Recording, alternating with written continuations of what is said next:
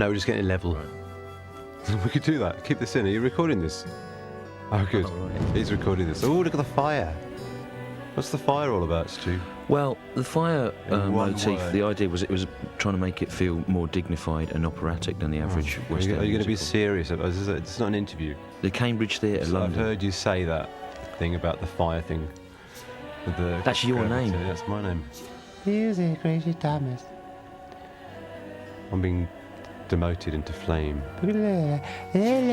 Thomas. Yeah, book is a strange music theatre term. There isn't really a book because it was all sung. There's John Thorne. Brian John Thorne. He's obsessed with stairs. Any stairs that you see in this, he insisted on them being in it.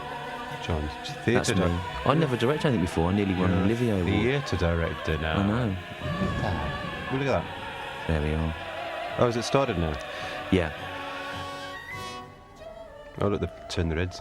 It's interesting actually because when we at the National Theatre, like this would create a real sense of expectation and people would concentrate.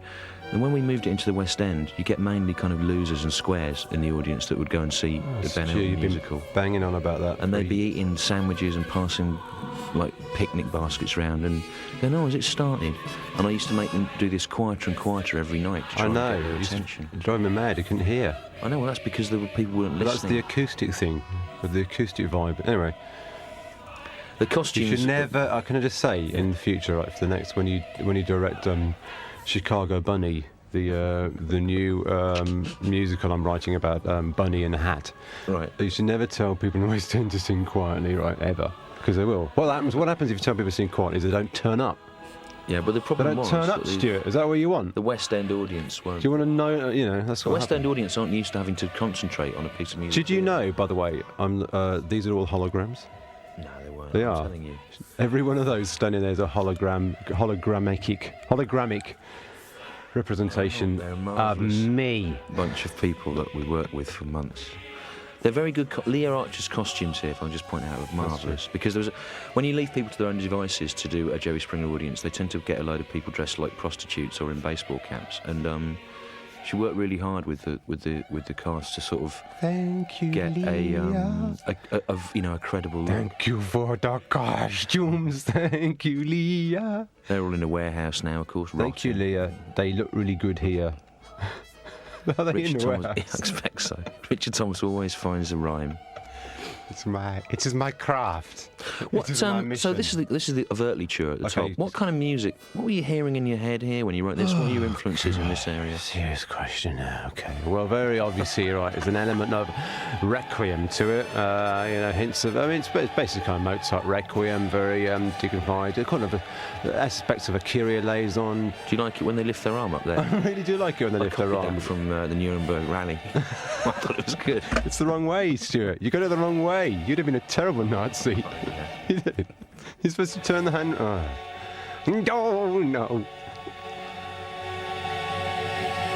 And it's Do you great. want that bit in the bit where I called you a bad Nazi? Do you want that Sorry, cut I'll out? leave it. I don't want you to take that as a. What I like the atmosphere here. Again, clapping, look at the I know, but again, there was this panic in the audience of like people going, "Oh, let's go and see Jerry Springer. That'd be a laugh." Where's and then the they get panic? there But they were because they're clapping. going. I know, but they're going. But the clapping, where's the panic in Well, that? no, before it, you can feel the audience going, "Oh God, it really is classical music. Oh no, we're going to hate this." Yeah. Hey, big laugh. It's all swearing. They like it. Yeah. When does it start? She's very good, isn't she? Yeah. Well, actually, it's quite good. I might turn it up.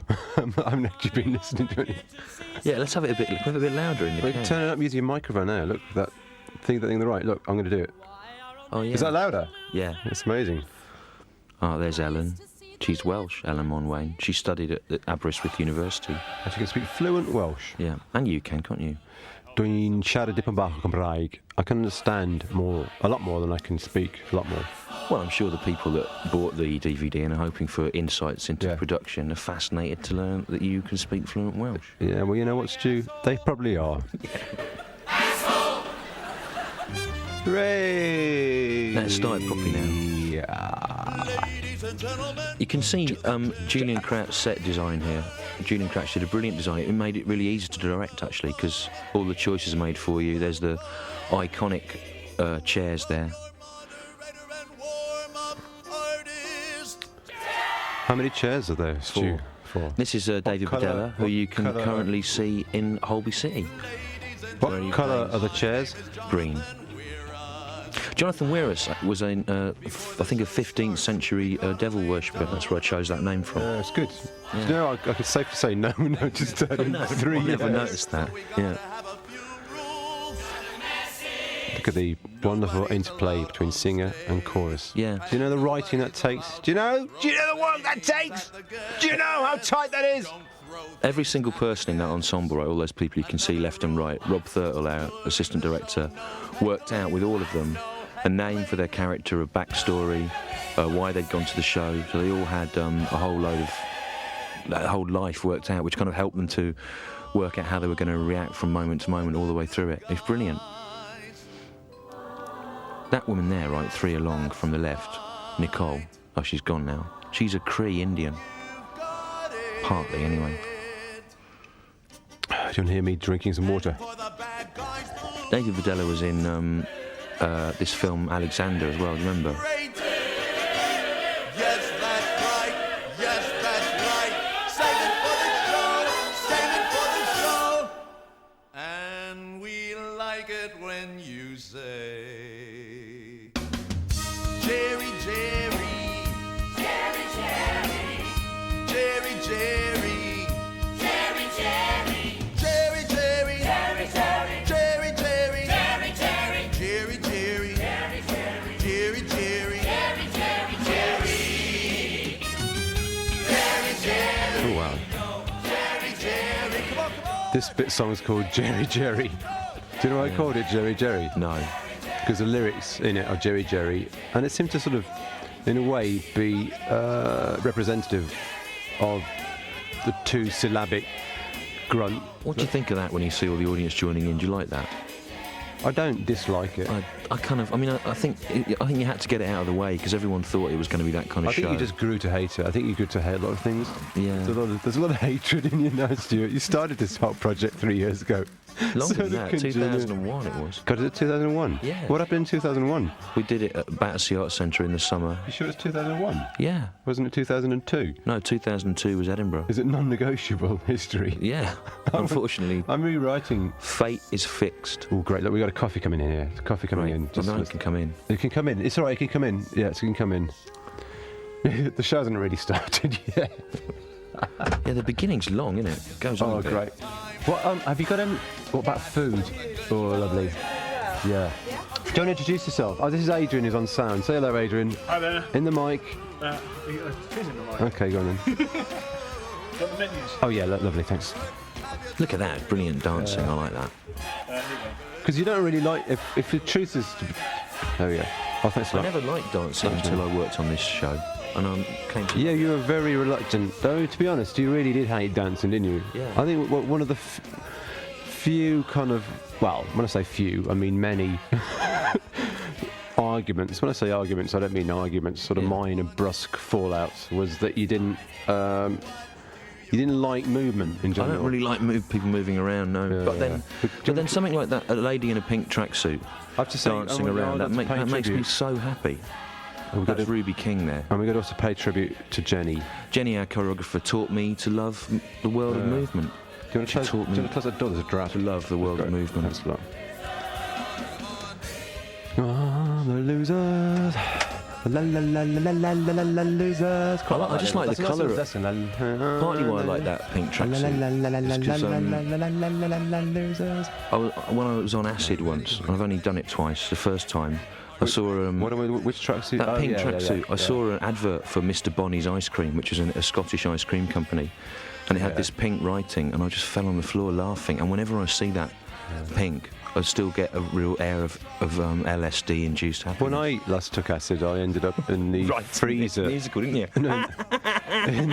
in the freezer compartment of my Paulette Rue flat, screaming, howling with despair, thinking I was going to be mad forever. Really? And then it passed. It was great. Yeah. We're going to look like.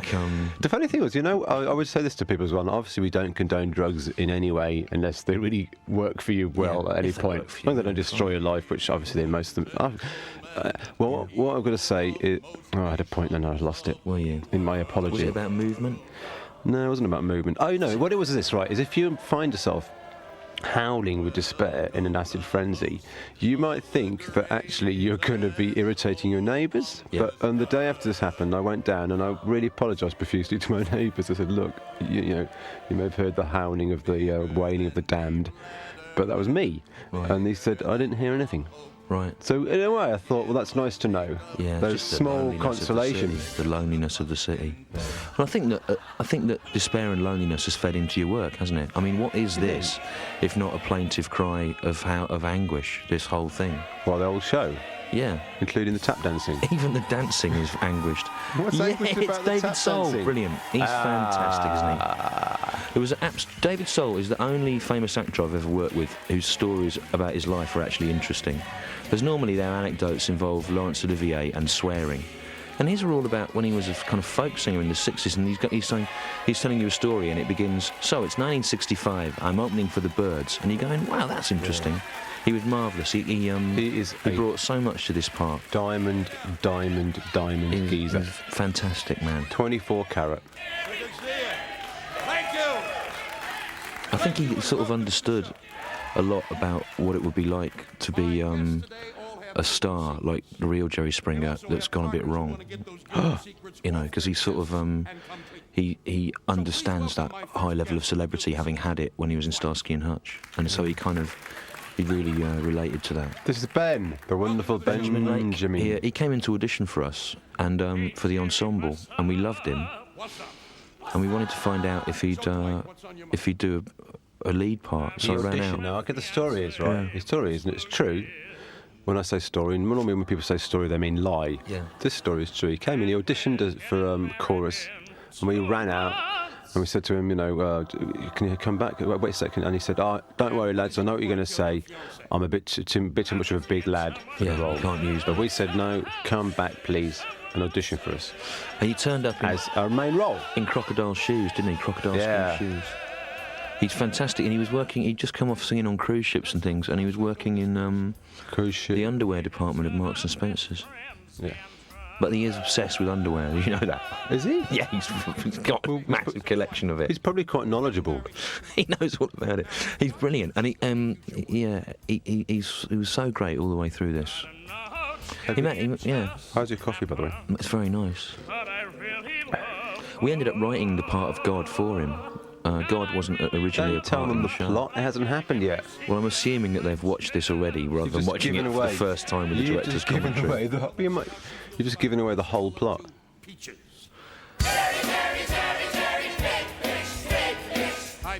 Carrie Ellis was this actress's name. She was fantastic. This part Rich originally wrote for Laurie Luxemburg, who did all the opera with him early on. And she's Mum Carrie Muse. took it over. This, in fact, is the second cast of the Jerry Springer Show, and so obviously the first. You can imagine how happy the first cast who left were when they realised it was going to get televised. Yeah. Oh well. Well, you take your, Yeah. make your choices. Ben was in it all the way through, though. Yeah. Oh, lovely. Listen to that voice. Things are going good. Oh, it's nice. But I got something to say. Something that's I love this bit. Yeah, I like this bit.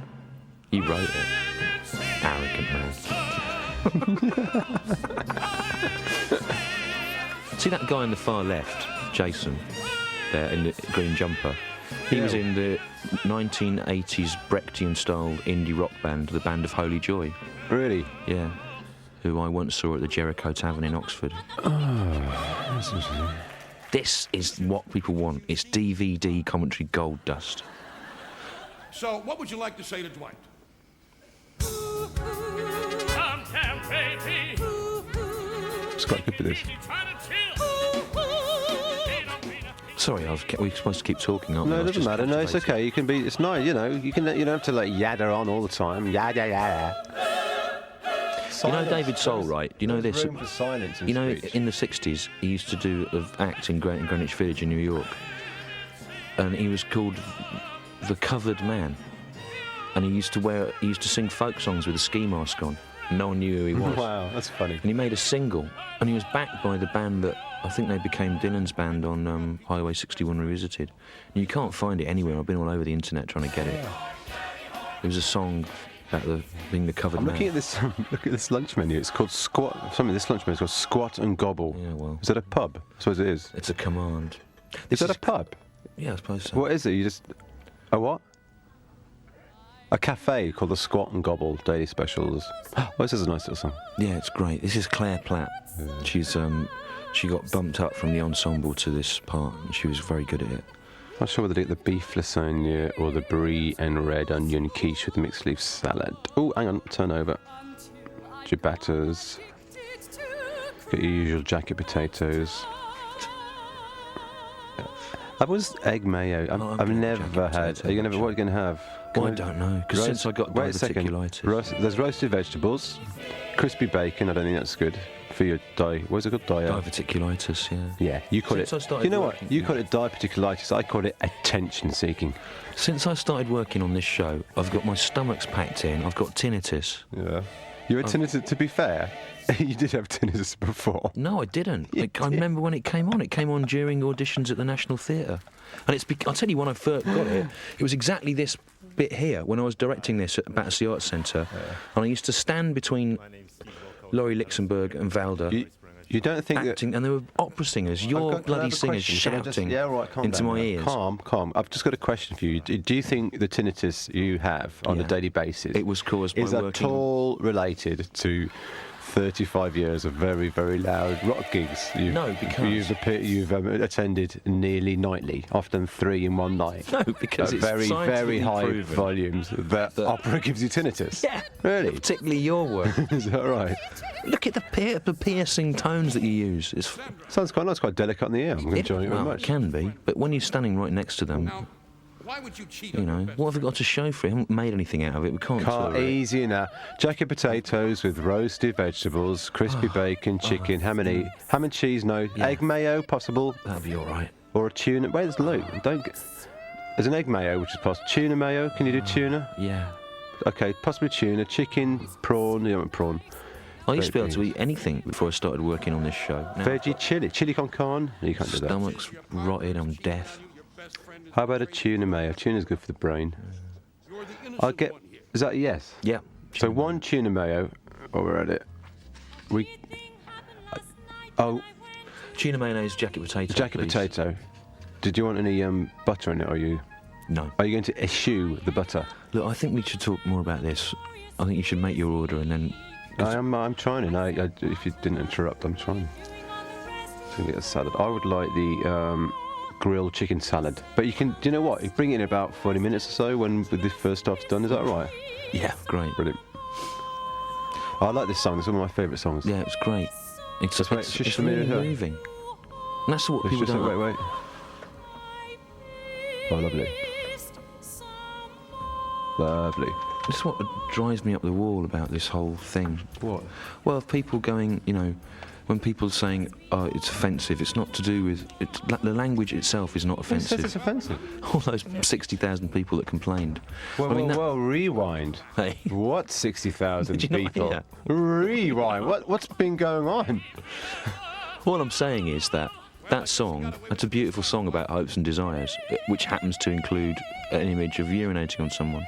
Now, what do you think about these Valkyries in hindsight? In hindsight, I think they served the narrative well. I feel that. To speak seriously about music theatre or music drama, which or opera calls, whatever you call it, the hardest thing is how to advance plot in a non-clunky naff way. That's a very, very hard thing, and usually musicals will err on too much explanation and too many kind of narrative, too much exposition, obvious exposition, and I think we probably erred slightly in the other direction by having No exposition. no exposition, but or very, very quick. Very just quick. But I'd rather that. I think is much better to err on the side of absolute economy when it comes to and what happens next. So, for example, Valkyrie introduces a notion that there's obviously something else going on. There's a bit of a heavier subtext And there's or a bit of whatever, life to Jerry. and that there will be. But what we've done that. That keeps it. It would be better than doing a scene where he sings on the phone to his agent. Oh my God! I'm feeling very worried about things. I feel a bit, guilty about this or that. Or blah blah blah. So my feelings towards the Valkyrie is. The more people wanted us to get rid of them, the more I felt bloody minded me that we should hang on to them. You know, I think they did a good job narrative-wise. It's sort of we had to. Yeah. That was the thing is, I mean, there's of trying to keep it moving without having those clanking scenes that you have in music theatre normally. I think just said that. Yeah, that's what you just said. Yeah. I'm joking. You can repeat it. Yeah. This is Ryan Malloy. He used to be in the ensemble again, and he moved up into the lead part. He's very He's good. fabulous. He's undirectable though. I mean, he just is who he is. He ended up singing for Frankie Goes to Hollywood, you know, at Wembley. He's good. Yeah. Quite cute as well. Yeah, I mean, for me as a heterosexual man, I had to. For me as a gay man, looking at him as a woman, I'm actually really, I find that quite attractive. Yeah, well, so do I. I do. I'm being quite serious. That's the thing. I mean, I think not only did I learn to love music working on this show, but I learned to love the idea of having sex with men dressed as women. And I went deaf, and my stomach broke. I I'm a very different I don't think you person. can blame the stomach on Jerry Springer the Opera again. I can. This is a it made me question. drink This is a heavily. question. In The stress of it made me drink heavily. would the 9 pints nightly and kebab? You didn't listen. Let's be honest. Before about 3 months ago, you didn't have the greatest diet in the world, did you? No. You're Let's right. be honest. Do you think that had any impact on Yeah, your I did definitely. guffalitis, Yeah, or whatever it's yeah. called? Guffalitis. Hey, this is the only line I wrote in the first half. Actually, it's good.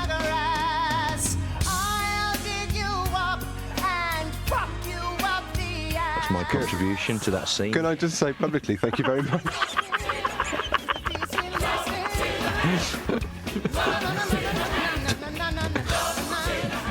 There were great lines in this. There were certain lines where you knew there were like total laughers. Even on a very slow, quiet night, you still get a big laugh. That was one of them.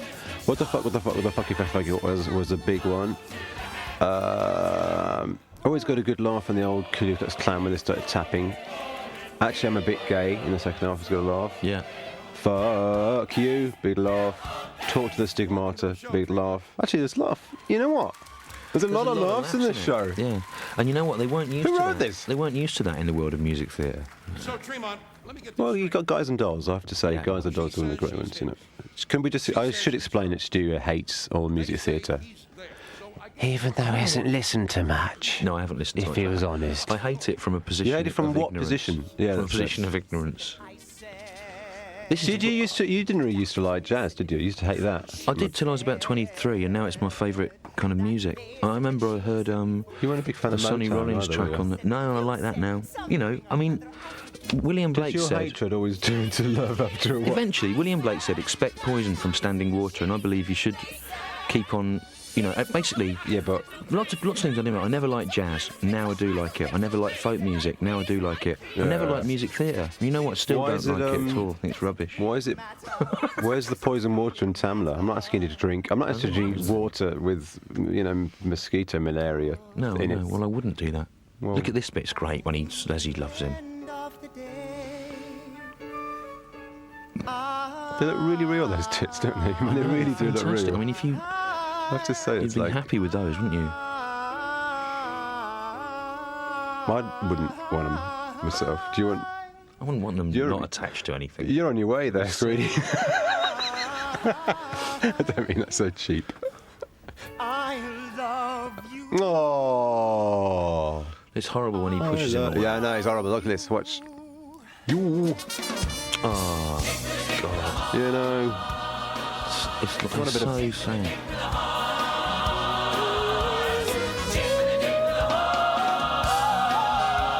Look at God, it's Carol's great. face. Brilliant. Can I say Pete Orton, who directed this For the telly. telly thing, is watching now.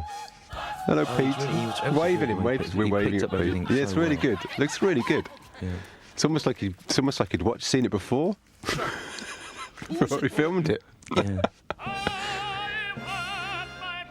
Ah, good tune.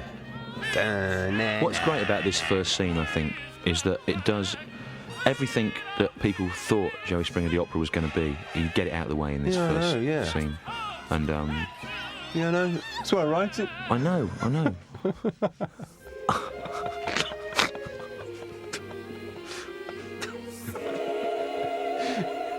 Hey, good night, Steve. That's a good laugh. Steve. Now, Steve's played by Guy Porritt, who was He'd not done much acting before. He was a rugby player.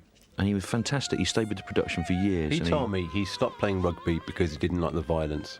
Really? Yeah. Maybe I told it to my uncle, a Welsh player, who's a Welshman who plays rugby, and he laughed and said, the only reason to play rugby is because of the violence. Well, that's ironic that he left rugby because of the violence and ended up being in choreographed fights nightly. But stopping them, of course. Yeah. So there's not that much irony there, is there? He was a good As somebody lad. against violence. Yeah. That's a good bit. Yeah. Oh, listen to that diction. Oh, I love it. Great, isn't it? Well, you write things that are singable. I love good diction. You love Old good school. diction. If you listen to Sinatra, you listen to Dean Martin, you listen to Sammy Davis Jr. particularly as well. The diction of those crooners is just wonderful. It's a joy to listen to. And this whole thing in opera that you can't understand what they say. It's because it's bad diction. It's lazy, poor diction. Paul. But it is. I used to write. Oh, should I say this? Yeah, go on. Okay, well, I used to do loads of comedy gigs with you as well, remember? Yeah, Aloha. do you remember? And In the past. because I used to take my Laurie out to sing little heckle lines and songs, and in comedy venue, if you can't understand the words, you will be booed off, Yeah. and you won't get paid, and you'll feel terrible about yourself, and self-loathing will accelerate, and there'll be that might bring on Your cancer or experience something. of, So the diction, getting good diction meant laughs, an increasing sense of self-esteem, self-worth. Your experience of being a performer on the front line has brought a lot to this production. I should imagine, with your comedy background, that you're probably the only person who's written a West End musical who has had a naked man thrown at them by a prostitute. Oh, that's true. Yeah, that's my first gig in the Cafe Royal all those years ago. And John, the producer, was managing me, and still is. Yeah. I always remember him before we went to this boxing ring to do this gig. In a boxing ring, a stag night in a boxing ring. And you were doing your musical That's comedy it. act. Yeah. And I always remember him saying, "Just stick to the act. Don't worry, just stick to the act." Yeah. And what happened? I don't know how so badly. Bottles were thrown, and then these prostitutes stripped this naked man. They threw this naked man at us. Oh, you see that image of the Cern Abbas giant going up there? Right. One day I was in the National Theatre and I was on my own in the graphics department and I was trying to use a computer program to elongate the penis of that Cern Abbas giant figure, which is from a hillside in Dorset. Yeah. And a guy came in and I was sitting there making the penis of this hill figure longer on the computer graphics, and this guy looked at me and I went, "Oh, it's all right, I'm the director of Jerry Springer the Opera." I didn't know. That's funny. That's nice. I really had a lot of good fun at the National, where I felt like that I was often in situations asking people to do quite bizarre things that they probably never had to do there before. They were so supportive. Talk about Leon. Leon. Well, Leon was great, wasn't he? He took over this part from Wills Morgan, who'd very much made it his own. And Wills had been with the show right from the start and had done lots of stuff with Rich. And it was kind of a bit intimidating for him, I think, because of the extent to which Wills had done it. But he found a whole new way of doing it. And he's only, was he 23? 4 years old he is. He's 4 years old, Yeah. and this is his first major role since college? First thing he's done since he was born. It is his first major role since college. Yeah. He's great. I love Leon. And Annabelle, there was another person who came through from the ensemble into the cast. She was fantastic as well. She got better and better all the way through. This scene with them two doing it is such a lot of love in it. It's so delightful. Tell me, baby, tell me, baby, tell me, baby, tell me, baby, tell me. I wanna. It's quite good, this, actually, isn't it? Yeah, I mean, the show. it's good. I haven't, You sometimes forget. You forget. You yeah. forget when you've heard it like 300 times that Yeah. actually it can be. When I was on the radio in January, answering. What, standing on a radio? No, I was on this program and this woman. The woman was going, "How dare you have Jesus in a nappy?" And I was going, "He's not in a nappy." And she's going, "He's in a nappy. How dare you have him in a nappy?" And I went, "He's not in a nappy." And she went, "He is." And I said, "Look, I've co-wrote this. I've directed it. I was involved in every single level for design decisions, and I've seen it 400 times. Did you So just- don't tell me that he's in a nappy." Why don't you just say it was a loincloth?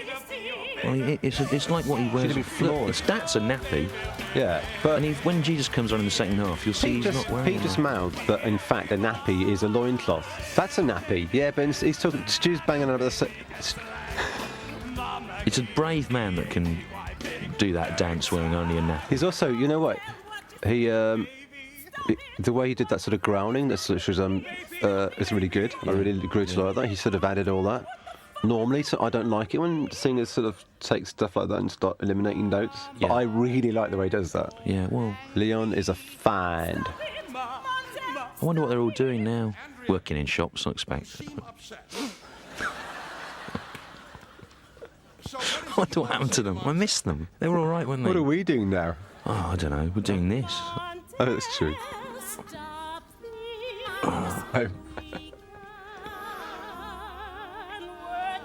Actually, Leon's become an airline pilot. Has he? No. I believed you then. That's quite good. It would help in the bed department. She's become a lion tamer, Annabelle, as far as I Oh, that's good. understand. Yeah. That's nice. Are you saying I'm bad in bed? No, baby. Well, then, Quite good when you direct a big bunch of people, you know. You work with them every night, you go to the pub afterwards. It's like having a load of friends. Yeah. Then it stops and they never ring. Do you ring them? No, it would be undignified, I think. It's a two-way street. Yeah, it's a two-way street. She looks great as that Valkyrie, doesn't she? Yeah. What happened to that Valkyrie costume? I wouldn't mind going out in that for a while. Oh, I've got it. I dress up in it sometimes. You bitch. I dress up in it and I go around. I pretend to be, I pretend to be a Norse goddess in my house. That's good. It looks. It's My quite own. a good. On your It's own. a good look for me. It's a good look for me. This is nice. This is a nice little song, actually. Yes, he did this very well. Rich Herring was used to saying that he said this kind of was the pivotal point of the show for him, whereby he felt this embodied the whole thing of non-judgment. You know, he said, here's a guy, his thing is that he likes to shit in his pants. What difference does it make? None at all.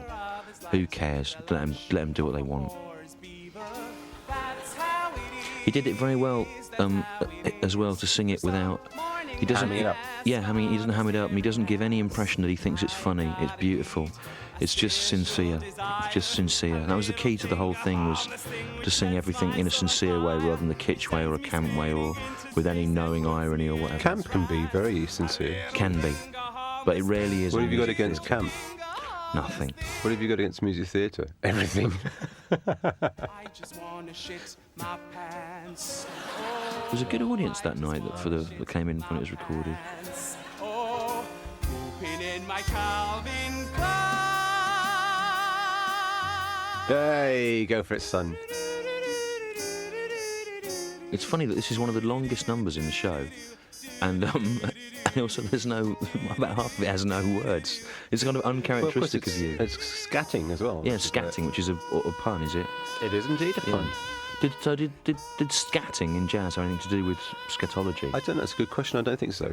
Have they got roots, linguistic I don't roots know. in the same I idea? don't know what it is. Scatting. Maybe Adrian knows. Do you know Adrian Salman? No, he's Richard's shaking his asking the sound engineer if he knows the roots of the medical definition of being obsessed with excrement. head. No, we were asking him if he knows the the etymology of scatting in jazz applied to jazz. Perhaps someone could go and find that out. Pouring out. Anamaya. Good bit of growling there. I like that. I think he sold it. That is a sort of. That's great. Leon's great. I'm a bit of Leon's Spit it fan. out, Montel. What's the big secret? I had to get my diaper. How many times do you think you watched the show, Stu? About probably 350 times. But you know, seeing it, I haven't had to think about it for 6 months, and I'm really enjoying watching this. I'm so proud to have been involved in it. Look at that set. When you see it lit like that, Julian did a brilliant thing where Oh, look, it this is feels like a TV set, but it's also got something of a high Anglican cathedral about it. I remember Yeah, writing that's this it. on a Sunday morning. I had a big row at home. Right. Hadn't really slept much, and came in and thought, oh, all right, let me write a song about It's a great song. hope and desire so deeply and chocolate. and throw me to That phrase, right, that was something Laurie used to say, wasn't it? Dip me in chocolate and throw me to the lesbians. I've since seen that on T-shirts in Australia. I think it's a Yeah. kind of Australian thing that they say out there. That's right. They've got some funny things going on there.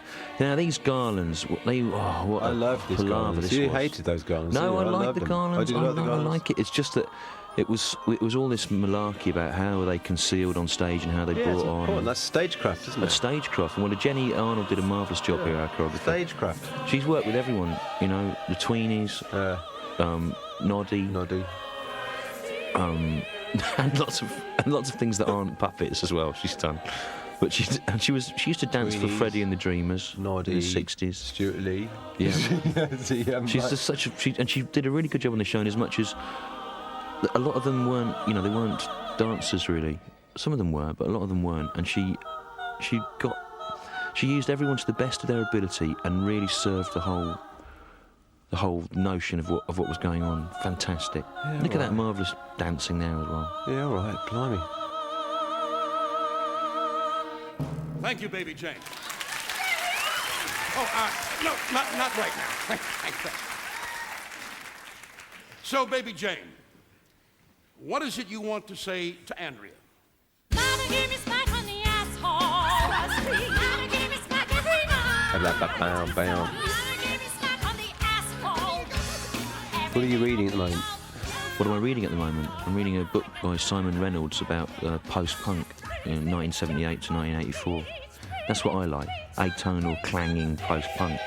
Not. Do you know what I'm reading? Asking me what I'm reading? What are you reading? I'm reading this Goodfellas screenplay. Are you? And I can say about the Goodfellas screenplay, it's the most, well, just as a movie, the best use of voiceover in movie history. Right. That would be, I'd say, if you study that movie, Well, we're trying to write some things for BBC Two at the moment, so Rich is Studying. is reading things to copy them. no, Can I say- to learn. Listen If to you'll me. no- you Listen know- to this. you'll What's notice, this? What's this it's- an impression of? So, Montel, Me drinking. No, it's an impression of me Oh, drinking. it was you. Oh, just say something. Just there, you saw something to say. that Just bring the you see opera. he's holding that little hat, right? This was this was one of my few directorial decisions, which was that the Montel stroke Jesus character would have one or two objects that he hung onto, like someone of a fetishistic bent, and you'll see that in the second half as well. It's great, isn't it? Oh, I'm going to turn the speed up.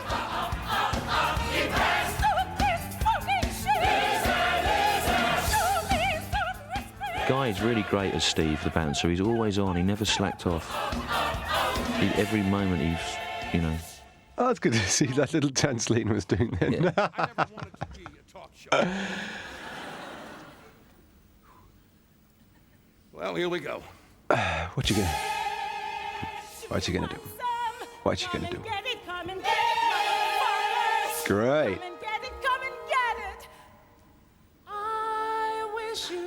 Ah, look at her.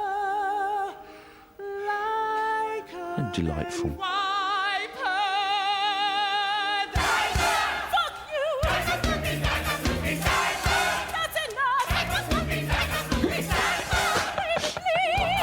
See Stephanie there dancing with her back to the audience. They like. Is it arrogant laughing at something you wrote and No, it's- seen it's hundreds of fine times? with the benefit of hindsight. More guilt after the break. Don't go away. Good, very good. That was a nice little touch. Yeah.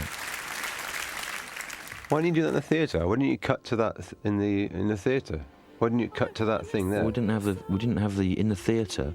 You don't have a Yes, you do. cutting mechanism Yes, you do. whereby you can direct the audience's Yes, you attention. do. Yes, you have. Oh yeah, and what is it? It's their eyes. Yeah, well, they have to notice. And what's nice about the way Peter Orton's directed this TV version of this is that I'm only joking. he's chosen moments rather than trying to get the whole thing. 'Cause you're never going to do that.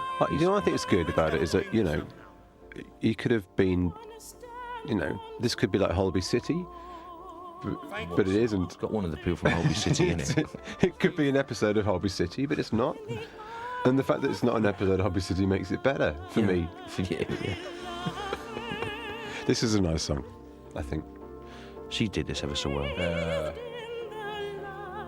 I have a Quite warm sentimental. glow of nostalgia for the show, watching it again now. Hard to believe it ever happened, isn't it? It's like a dream. Like a mad dream. Well, for me, it's like a very long reality.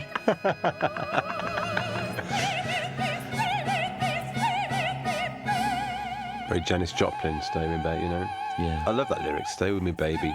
It's not obviously not, you know. You think everything's a lyric, you know. Yeah. Everything just today I wrote a thing about harvesting Don't stem kick the floor. harvesting stem cells. Oh, really? You wrote a song about just harvesting a small, stem cells? Yeah, I thought we might do it in Edinburgh this year. Right, great. Everything is a lyric. This is Simon Munnery's face here. Yeah. Simon Munnery is a comedian that did this show we used to be in called Club Zarathustra. And that's where Richard did some opera stuff with Laurie and that. And he often does things where he uses images of me in a derogatory way. So I think I've won that battle now by using him in this night after night in front of thousands of people. He's brilliant now if you ever get the chance to see him. We used to do, when we first did the adverts at Battersea Arts Central, we used to do it on an actual slide projector, and I got really good at timing the slide projector. But, you know, when you get in professional theatre, they get you tellies and stuff. That's good. Stu chose all those pictures. They're very funny. This is funny. Look at that funny picture. Funny picture too. I have to say, they're very good pictures. Oh, yeah. Here now the trouble's starting. Oh dear. Why don't they leave Jesus alone, these people that wrote this? What's their problem? You know, what's he ever done to them?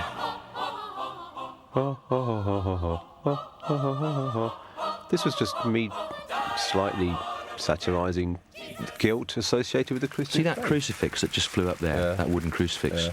Richard Herring bought me that from Prague because he thought that the Jesus on it looked a bit like Frank Zappa.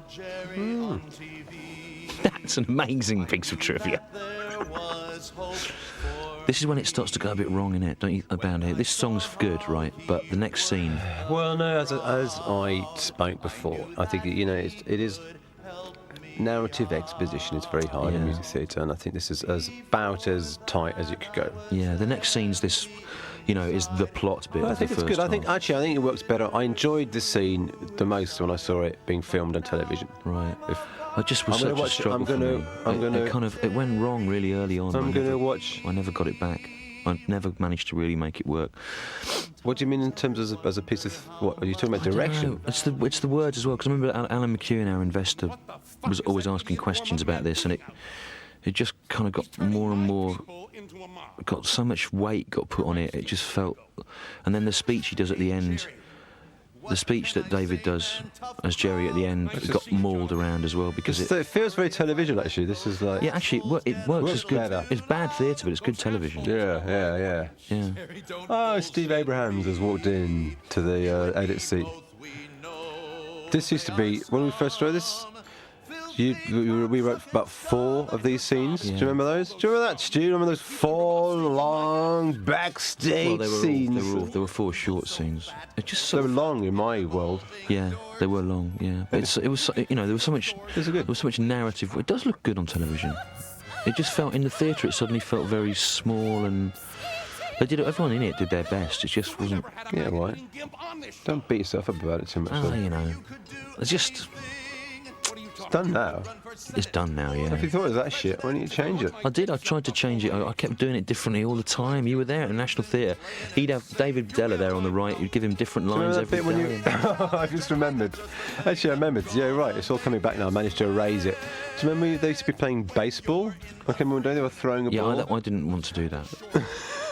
That was funny. Do you remember the time they were playing volleyball? Yeah. That was really good. Remember that when they were dressed as flies, buzzing around? I quite like that. That was all I liked. I don't know what I was thinking there.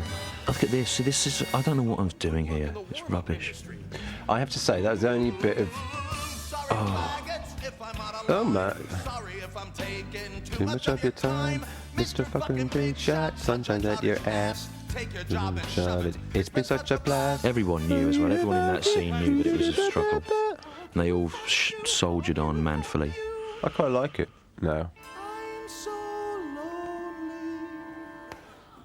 Oh, I got a laugh there. Look, what are Yeah. you talking about? It's fun. It's the best thing I've ever seen. You grumpy cunt. Ooh. You know, This is difficult as well because we had to change some of this for under Springer's own insistence. Difficult in like a 12-hour mining shift? No, it Underground, wasn't as or hard as difficult? working in a mine. No. But what I'm saying is, we had a speech here that worked, and then when Springer saw That's it true. in the West End, he was Yeah, he quietly freaked. furious about the show. Yeah. And he said, "Hey, I've been straight with you, you know," and he wanted us to change some lines in this. And we did. next day it And we was did, all but and then over. Alan McEwen, the American Investor, wanted some changes to this Later, bit as I was well. Or elected mayor of there was sort of Cincinnati. loads of it went all. Now, that's the third largest. It kind of goes round in circles back on it. If we tour this, I'll There's try and only two rewrite things it. you need to know about politics. One, you'll never get anywhere. But unless David you have made the it funny. courage to speak up about what you know He to did be it the really truth. well. And two, Yeah. some things should always be paid for in cash. Yes. Yeah, it's okay. You need to laugh though. You need to laugh at the end. You need Yeah. a good little line that we want a speech where people think, oh, it'd be nice I to was hear him always really speaking relieved again. when that bit was over. There. Same here. We should just rewritten it. What were you Well, I thinking did. I of? tried to rewrite it so many times. What were you but thinking of? people kept having everyone's. You remember at the National Theatre when we were open there? Every night you'd go in the. You had to go in a green room. You got two investors. You got the people from the National. Everyone's standing around you with Yeah. making Opinions. Opinions, yeah. And luckily, Some were- but that's the way it having is. worked on it That's for the 2 way it years, is. I was deaf already, so I couldn't Yeah. hear most of what they were saying. But it didn't matter. This is Alison Joya. She's fantastic. She's Australian, actually, which is where the best women come from. Australia. And they had to be tough, didn't they, to survive on the ships when they were sent there as criminals. Is that? And their descendants.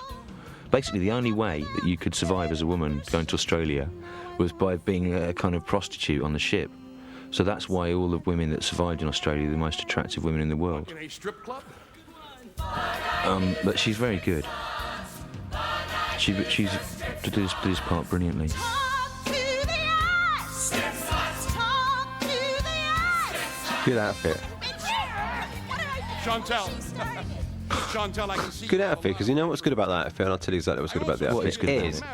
that when a lot of people come on the Jerry Springer show, is they do make an effort. They really dress up, you know, in Yeah. a way that actually most people in theatre don't. I mean, look at us. You're completely dressed in black. I got a manky grey T-shirt on. Yeah. I hazard a guess you haven't changed your knickers for a day or two. You've been to Glastonbury. Actually, I've got some new ones on today. You've got some new ones, so yes, you have to buy a pair. New, you have to buy a pair. Yeah. Because they're all filthy. Yeah. I told you. This is Christopher Key. He did a good job of this. Stupid cocksucker. Talk to the He's a very different Chucky to the last one. He was Yeah. much more wiry and rangy figure. So, Chucky, I take it you're not too thrilled with Chantel's pole dancing dreams. The thing about playing the Chucky part is it's difficult because Can I just say, we used to have massive. When you used to audition Chucky parts, yeah, the Chucky would come in, and I don't know if you're doing it to wind us up, but you used to spend hours on every Chucky. Me? It's a short part, yeah. It was really funny. We used to laugh. You didn't realise. I didn't know, no. Me and John were laughing when Chucky came on. It became, you'd get him to do it in about 20 different ways. yeah. Well, That's Sorry. good. But I'm it's sorry funny. for trying to do it well. Sorry for trying to find the best person for the job. It was always Chucky. For Yeah, well, some the problem reason. was because there's not many. He doesn't actually have many lines. Yeah, that's either. true, yeah. So he has to carry a lot of Yeah. weight in what he's. I'm not doing. criticising. I'm merely saying it was funny. Why didn't you say at the time if it was bothering Because you? It's a it bit was. late now. It wasn't bothering me. I was finding it funny. All right. We were finding it was like a masterclass. Well, you smelled of called it- shit all the way we through called- the. but that's I was only bouncing back the smell of shit you were sending out to me. Don't talk about that during this bit. It's lovely. This is another thing. She had to.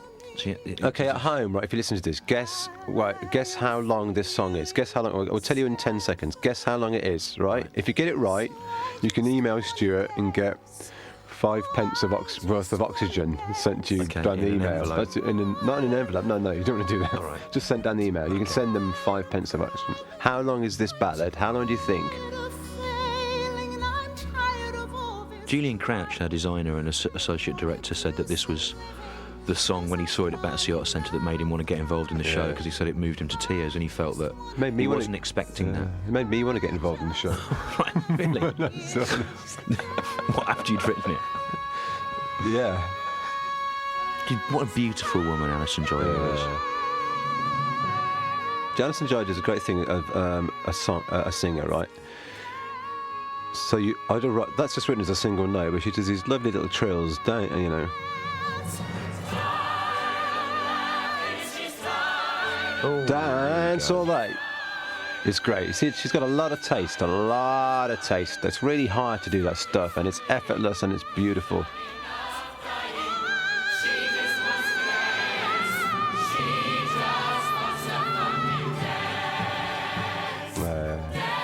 Anyway, the song comes in at about maximum 2 minutes 15 or 2 minutes 20. Really? Yeah. So what's your point exactly? My point is that it is a ballad which feels like it's 4 minutes, but it isn't.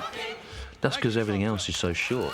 No, it's not really. No, I genuinely think if you sit through that and you think that is a long ballad, I think people would be very surprised to believe that it's not. People, critics and musicologists they talk about you as if your modus operandi is to write in very short bits, as if that was an actual choice that you made. But in fact, of course, you just have no attention span, do you? Well, and that's a lot of Very short attention span. I think if you look at... You bore yourself. No, not really. I think there's there. So you see how I'm taking it seriously?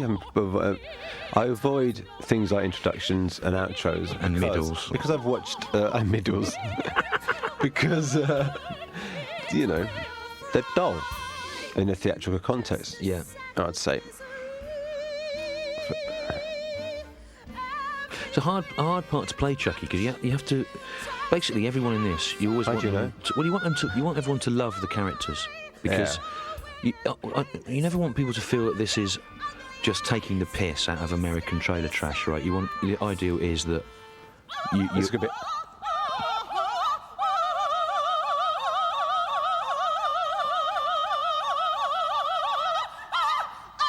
Hey, thank you very much. the thing with Good Chucky day is, at the office. he's in the Ku Klux Klan, and you're saying to the actor, You've just given away the story again. You've got to find something you like about this person. What do you like about him, Chucky? Well, I like it, the fact that he's in the Ku Klux Klan, because I'm racist. You wouldn't be a very good member of the Ku Klux Klan. No, I'm not. What I like about him is Aren't you? You're not a member. No. Are you saying now you're not a member? I'm of not the a member of the Klan? Ku Klux Klan. No. You just said you was. Well, I was. You said you was a member. not. Now you says you wasn't. No, I'm not. Well, what I like about him is that he's a hurt. He's going out of his mind because his wife's being a pole dancer. Yeah. He doesn't know what to do, so he's. Well, at least you agree on I like to think that he joined the Ku Klux Klan for the comradeship, as much as anything, as much as the race hate. I'll find me another woman. What you gonna Look, his shirt's come undone. Chucky. The thing about Chucky is he's weak. He's weak, yeah. That's all. And that's he's. We're all weak, aren't we? Well, you I are. am strong. good? I'm tired of your little dick I. What a great speech in Pulp Fiction. Don't quote it. Oh, God, yeah, okay. Can I say Pulp Fiction? No. Yeah. Okay. That great. It's from the Bible. You can't quote that. You can quote the Bible. No, we better not start doing that. We'll get in trouble again. That's a good bit. You're in enough trouble as I it like is. the Bible. I think the Bible's great. It's. I think All the religious bits are totally Stuart's fault, by the way. Anybody sending. Yeah. What's the what's the Christian equivalent of a jihad? it's Christian Voice.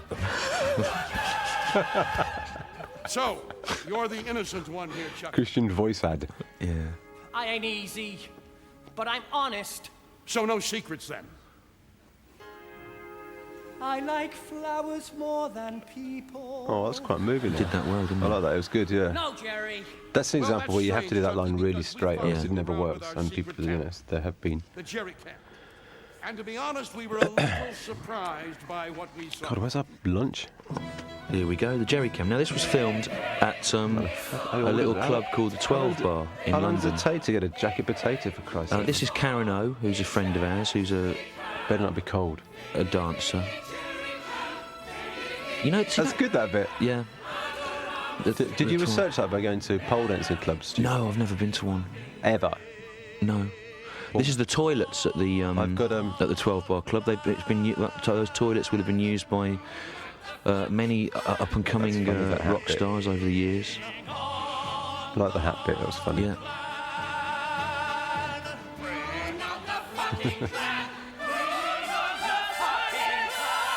We had to shoot multiple versions of People. that Sorry, at no. the end of that, because obviously there's so many people are ill all the time in music theatre. You have to put the covers on them, so there was loads of different. I once did that. Chucky. Did you play Chucky? I think everyone had done all the parts by the end. Oh, well done. Isn't that ridiculous? He's a 40-year-old professional man. He's in a DVD. Oh, hang on, Don't take the call now. John, I'm doing a DVD thing at the moment. That's his manager, John Thoday, the producer who's obsessed with stairs. He's ordered my boxes, that's great. Oh, listen, can Can you get off that now? It's ridiculous. It's insulting to the people that have bought £93 this. for some cardboard Turn it boxes. off. I've got it. It's really insulting to the people that have bought I'll pay you tomorrow. this. Thanks a lot, Joe. Bye. Sorry about that, viewers. I missed my You need, best. obviously- I missed my best bit. Yep. Get your phone off now. Christ's sake. Oh, I really enjoyed that. Of course, you copied this from the producers, didn't you? No, I didn't. No. You didn't cop. Well, I know. I sort of. Well, I have to say though, when I had the idea of the Ku Klux Klan tap dancing, I couldn't believe that Mel Brooks hadn't had it. I think this is the only gag Mel Brooks didn't get, that didn't ever have. Right. In his oeuvre. Don't you think? Yeah. I don't know. I'd never seen anything By Mel Brooks. I'd seen the film. I'd never seen the. He has dancing Yeah. in his shows.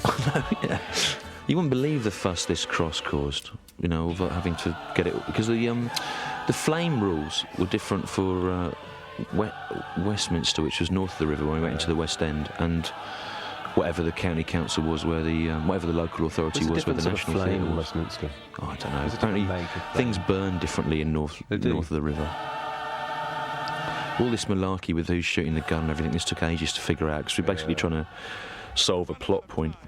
You wanted him to be killed by you wanted him to be killed by the warm-up man. Yeah, I did, and you no, we I had didn't. quite a bad argument. We had a about that, very didn't we? bad argument about that, Yeah. actually. And But so something that's some the, kind of compromise That's the was slightly reached. horrible compromise. I've been shot. It's It's okay. fine. It It's makes okay, sense. It's fine, sort of, yeah. Confused. Why would I get shot? But you've got to admit, it's better Yeah, it is. You're not him right. walking on and killing him like an episode of Holby City. Yeah, you're right. You're right.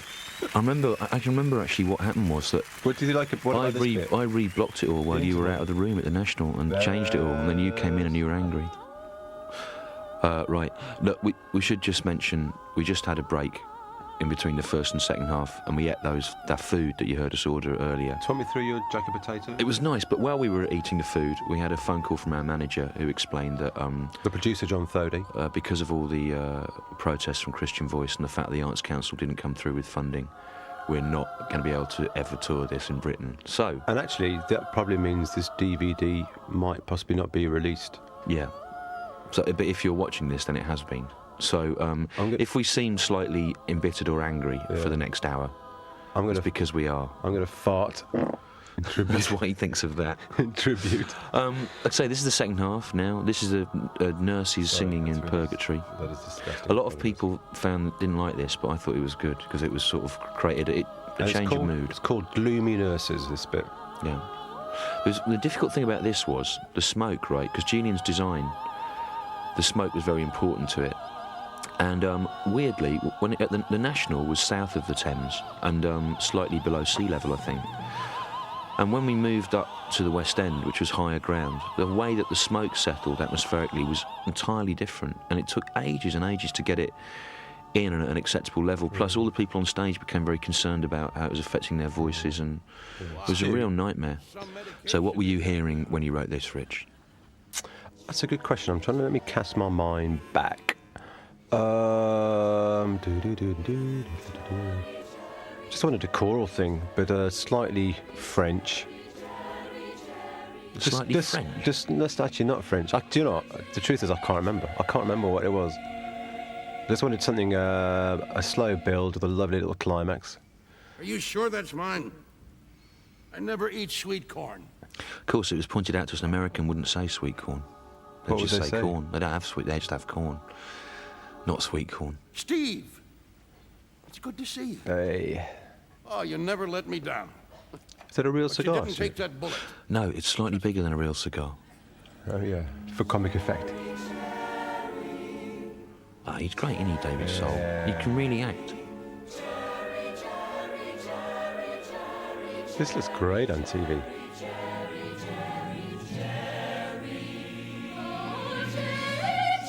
I like that thing when actors act really well when they're not speaking. Yeah. Steve, how cool is this? Singing nurses. A giant cigar. And look, my own moving chair. That's good. Right, Is there a now, problem here? there's these, here these walkways that they come on. This was a point of contention at the National, which was initially they were worried that it wasn't going to work, but they let us do it anyway, and then they decided it did work. So that was good. This whole guest coming on and singing little solos was a hangover from the earlier version, wasn't it? This kind of survived. What would you talk about? What your initial plan for the second half?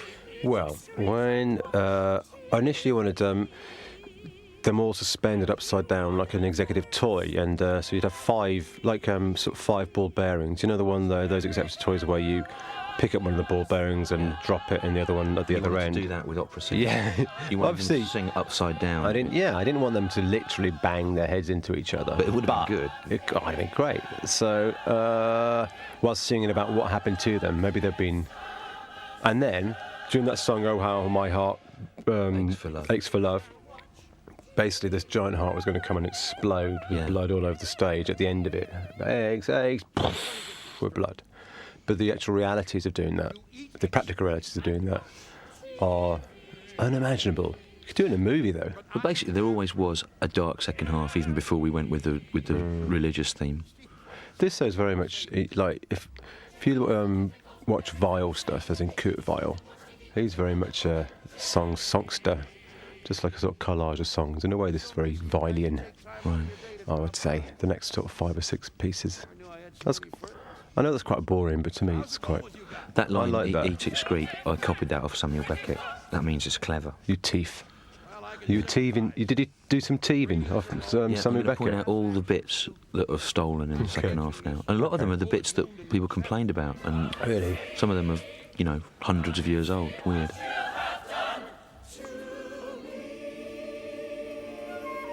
Do do do do do do do. And a few counter melodies. Do do be do be do be do. Sounds like lawyer talk. Don't say anything. Jing. One day you're 17, 17, 17. Then just before you're Oh. 18, 18. What? That sounds nice. Suddenly, Reminds me of the show. It reminds you of the show. Yeah. Watching and listening to the show reminds you of the exactly. show. Yeah, it does. Yeah. You've got your whole life ahead of you. And you're one good-looking woman. he was There was loads more of these, wasn't there? And a lot longer than Oh, cut back. tons, yeah, God, yeah. betrayed This is a nice song. every friend, This is very Kurt Weill, I have to say. If I was going to, every heart.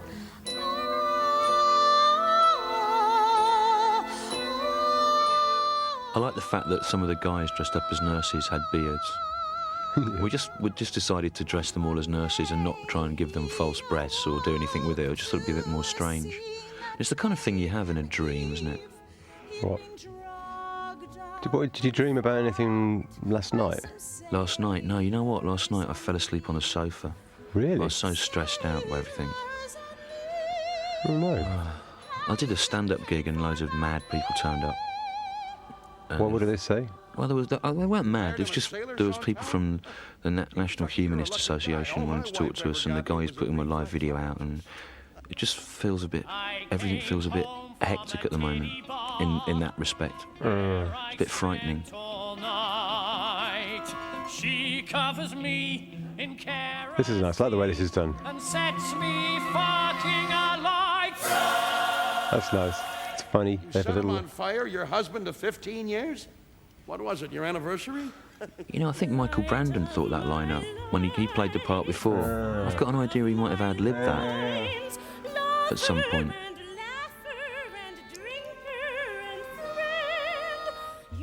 This is a weird one, actually, this song, because I'm not sure.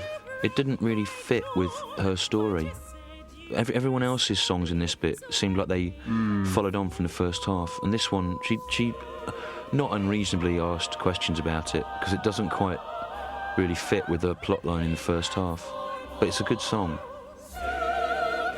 But it's about being attacked violently, and the diaper man that's her partner in the first half doesn't look like the kind of person that would It's a fight flaw. someone. It's definitely a flaw. Musically, it's fine. She obviously needed to sing something, but I guess that would be a. Obviously, when we visit it for the tour. There's one Oh. thing that really Foot. sickens me. It's violence. Don't Unless cry. it's on TV. Rich was just saying, "Oh, we can change that for the tour," and then realised that won't happen. You can change it in your own imagination. That's as good, isn't it? As doing a tour. Why aren't we rich? Why? Because you haven't. You should do a Coca-Cola advert, Stu. You know you want to. You don't want to do that. And a Barclays Bank. This is nice. He looks slightly like Ethel Merman there, doesn't he? He looks like Ethel Merman. Doesn't he? Yeah. I don't know who's the most insulted by that, Ethel Merman or Ryan Malloy. I think they should. Okay, listen to the phrasing just about to come up. It's really good. This next bit. Lovely. That is musicality. That's fantastic like that? musicality. I love it. Is that- It's not actually. It's not as you wrote it, though. Not quite. Well, what it sort of is, what he's done is he's just slightly backphrased it, but then caught up and just ended on the bleed. This song really now, bit of right, perfect thing. We were going to do a record with Sony whereby famous people sang the songs. I wanted Morrissey to do this song, but I think they wanted someone from Boyzone to do it. Yeah. It didn't really work out in the end. Yeah. Steve, I think we better get out of here. This is a good line. Yeah. For unrequited love, chocolate and howling at the moon. Ow, Look at that. That's great. Yeah. Oh, that's Peter good. Orton, the TV director, thought of that. Because she's saying moon, and you can see the moon in the shot. Yeah. That's what directing's about, you know. I wouldn't know. You have to look for relationships between image and content. Yeah. Some people would say it was heavy-handed what he did there, but I think it was good. You know what? It's been great catching up with you guys. And you've taken some knocks. But you gotta pick yourselves up. I think this was another thing that And have a magical day. I think Brandon might have improvised that because he was talking about being at Disneyland when he played the part, and that's the kind of thing they say to you at Disneyland. Okay, Dies Irae means and the anger of God, by the This way. means anger of God. Dies Irae. So that's from Requiem. This is a nice bit. Dead woman walking. What's that from? Has that got some meaning? Well, dead man walking is when the thing they shout when someone is about to be executed. Oh, right. Got that from some It would have movie been or good, other. wouldn't it, if I'd asked you questions about what the lines meant before Yeah. I directed it? Yeah, it's a bit late now. I know. I just thought it didn't seem to matter.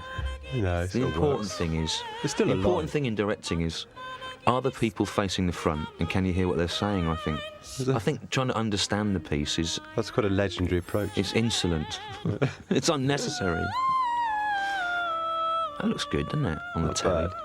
That's not a real head. It's not really smashed into her head. It's like a false Okay, wound on her This head. next song I still really, really like. Your Dreams. You know, Steve, This great song. a person with less broadcasting experience might feel responsible. Clever. That's satire, that is. Yeah, that's why I didn't get a laugh. Oh, yeah. This is a nice song.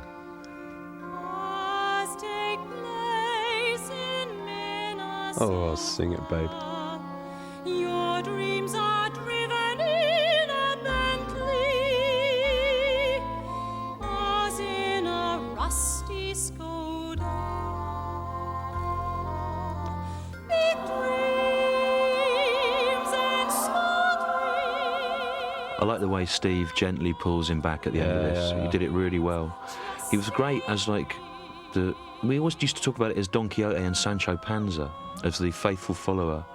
And it's so discreet. He doesn't embarrass anyone involved in that situation. He does it like a great I guess this servant must with be what sleight of guilt hand. feels like. That Does he? was my Jerry's No, you're right, it does, it does. I think he It does. does. I'm not going to say any more stuff. Oh, about go it. on, it's No, nice. Just talk about coffee and stuff. No, we've cut that bit out. Oh, right, oh yeah. We cut that bit out. I will just say I am disappointed with the coffee I'm drinking right now. That's all I'm going to say. Get hung up on that again. Well, I just said you brought it up again. All right, forget it. Just talk Well, about you this. don't bring it up. except Developing Being countries and Germany. good. They love Never it. understand why they didn't pick the show up. So I'd say it was a brave beginning to a second half. Yeah, it was. I mean, this was one of the things that one of the producers was anxious about, but I think it's good because I think you needed to let the people know, the audience, that they were going to have to tune in because it was going to get difficult. And I think that this, for a piece of commercial theatre in London's glittering West End, this is a really weird thing to have people sitting and looking at, and you forget. In the context of where it was performed, it was a really radical show. Yeah, I have forgotten. Well, I've just reminded you. Can you remember Thanks. now? Yeah, I can. You remember? You know this? This was it. What are you looking at now? Clear up a basic misunderstanding right now. I remember when we wrote this speech, right? Because we were really struggling with this, and we were in the rehearsal room at the National Theatre, you and me. It's funny how these speeches, they were hard work in the end. These are the last things to change. Yeah, It and there was like- no one else there, and we were jumping. They were ordering photographs next door, and we were jumping on and off the stage, practicing, trying to do it differently, and shouting it at each other. And I think you wrote most of this one, and it was really good. City of wind. You all knew the risks. You signed the disclaimer. So stop breaking my balls and get out of my... Steve, where the fuck are It was you? such a relief whenever we got one of those speeches right. You basically needed to drive the thing forward with the minimum of Chosen. of kind of clutter, Is that a good and thing? Can you be a little more but specific? David Soul did them really well as well.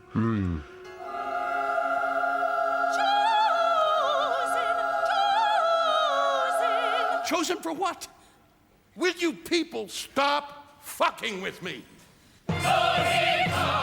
Oh, it's good. That's good.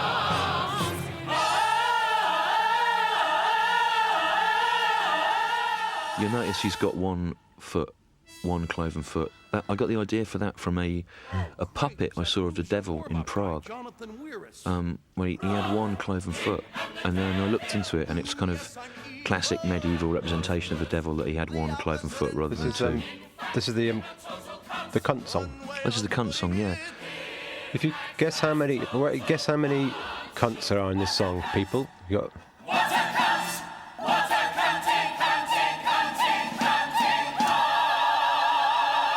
There aren't 8,000 cunts, as No. the Daily Mail or the Sun said. There are, in fact, only 9. 9, and 3 of them are adjectives anyway. Yeah, and And listen, people are clapping it. They love it. I think they did something whereby they multiplied the swearing by the amount of people on stage yeah, singing. but even so, that still doesn't make 8,000, does it? No, there's 174 swear words in this show. It's not even the most sweary thing that's ever been on television. It's so unfair. Steve! That's classic Terry King fighting. Yeah, Terry King was our fight fantastic. director. And watch, Ooh, and no, when the crowd go, ooh. he was really good, Terry King. It was amazing to work with this fight director. That firing thing. That is of no concern. So anyway, there's a little story here. There's a little song coming up in a bit, where one of the producers said we need to increase the jeopardy for Jerry. So see if you can guess which song increases the jeopardy. Whoa, time out. Let's rewind this a little. Now, I don't want to serve in hell. At this stage of my career, that would be a sideways move. Is that higher?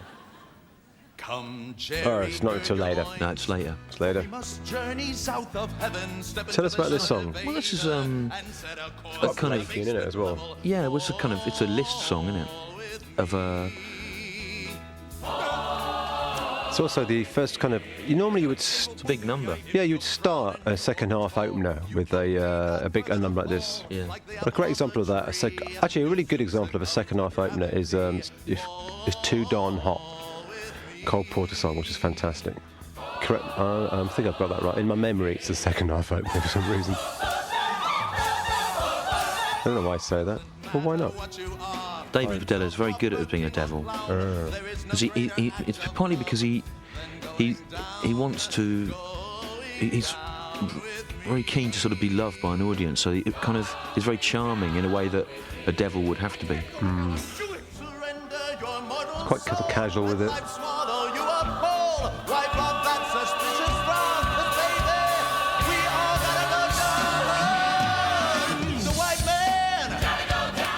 here you can see these animations that Julian Crouch made at the back.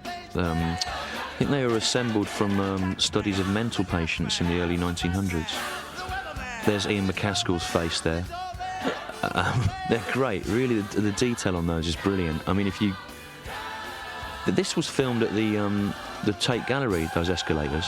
Really? And yeah, and originally we just went there to demo it, to try. We just went and shot some stuff randomly, and when Julian played them back, Bill Oddie was going down one of the escalators. He was on one of the escalators. Yeah, did you know Is he that? in there? I never knew No, that. he didn't make the final cut, but Oh, he was that's nice. going around the Tate Gallery, which is not. I wish he had been in it. Tell me more stories, Uncle Stuart. There's a whole debate here about That's whether... not a real beard, is it? No. No, it's not a real head. The beard's the only real part of it. It's a false head stuck onto a real beard. It's good. It looks good. Yeah, You'd never guess it. no. Sexual girls and boys, the burned and crippled. There was a whole kind of debate going on all through this about... Whether because it should be cut or Well, I not. think this is a great song. I like and it. I like the story it tells, and I think it holds attention, and I really like breaking the mood. But there was a whole thing of, like, whether David Badell of the Devil should look at his watch during it to get a laugh. Oh, yeah. Or whether that was a good thing or a bad thing, and did it look like we weren't confident in this moment, or did it actually help it out? I can't remember what. There's we an ended up- argument Oh, for there it both. is. Look, Untaunted, smeared with in a way, I don't mind it, actually. I don't think know it's what I quite think of good. it. I kind of think it's okay. Yeah. I think it sort of works. It's slightly, the only musically, because she's hitting there, da da da da da da da. The actual climax of that swell is That's right. it's slightly what you said there. ruins that a bit. But I think on the whole, Yeah, Tell him again. Tell him again. we've got really serious now, haven't we? Doesn't matter, does it? yeah. There's the Elephant Man going down. There's Piltdown Man. There's the Blah Blah Man. Who's the Blah Blah Man in the TV? I don't know. Looked like Frankie Howard. I don't think it was Frankie No. Howard.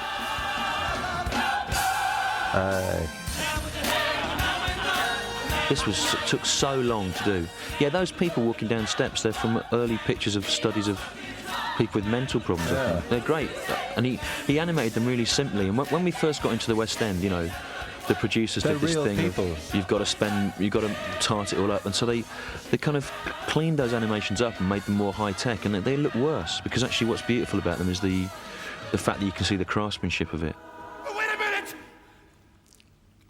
I'm confused here. Why are you dragging me down to hell? I don't deserve this. I'm not a bad guy. I just got lucky. That's all. I mean, Jesus. Is that a sin? No. Well, you see, they agree. Have you noticed how we I take you stop talking when he starts talking? That's the rhythm, sort of rhythm being. It's quite a small little booth here. This was the part where one of the producers kept saying, "Where's the Jeopardy? Where's the Jeopardy?" Which is kind of American thing to say. When you go to pitch films or sitcoms in Hollywood, they always say, "Where's the Jeopardy?" But it was a good question, right? Because Where was the he Jeopardy? wanted to make it explicit what Jerry had to lose, and Now, what do you So- want from me? we kind of to do a show for over-explained it in a way that amused us, and actually. Wait a minute. Let me get this straight. Here, You want me this to do a show for you? let me get this straight. The It's devil? basically, does everyone Let understand? me recap. Let me summarise. Blah blah blah blah. Look, I'm under exclusive contract to USA Studios. Oh, yeah. And they got a whole building full of lawyers. Now, you'd have to talk to the head of the company, and he's not here right now. This is a bust of Jonathan Thody, the Cast producer. about producer's head. Oh, look. When the British, there was a hostage crisis involving beheading, and we dropped that out of it for about a week at the time. Did you? I never knew that. Yeah, well, because it just when the head was thrown on after that guy got beheaded, Ken Bigley? Can't remember. yeah. It was sort of, it was actually, it was just the audience responded to it really differently, and it's interesting how symbols don't exist in isolation from what's going on in the world. And when we go into hell in a bit, and the bodies are falling down. Often I don't Americans like- used to yeah. think that was about 911. But you It didn't wasn't. cut. I mean, I don't No, like because it when people cut things out because I think it's. No, I think but it's you a know what? wrong. But he was on response. stage having to do that. He was having to toss around a severed head when there was severed heads in the news. It was just freaking people out. I mean, Who was it freaking out? The audience or the audience and David Soul. Fair enough. I mean, you know, I know what you mean. That see this thing here. People used to come up regularly and go, "It's offensive that you use those images from the World Trade Center," and like they weren't, you know. But that it's kind of as if that images of falling are now monopolised by the Great American Tragedy. It was weird. I remember actually when the show first did well, when we did the one-act version of it was way back in. Yeah, actually, we used to have a song about insurance. In fact, no, which involved loads of images of air crashes that we had to drop after 911. Also, there was a thing about should we have a minute silence before? Remember the September thing for the actually Tom Morris decided everyone was doing that all across London. Everyone's having like a minute silence before any show, before anything, and Tom felt that it was somehow that was a kind of emotionally pornographic to do that. And I think he was right. I think it was a good call not to do it because anyway.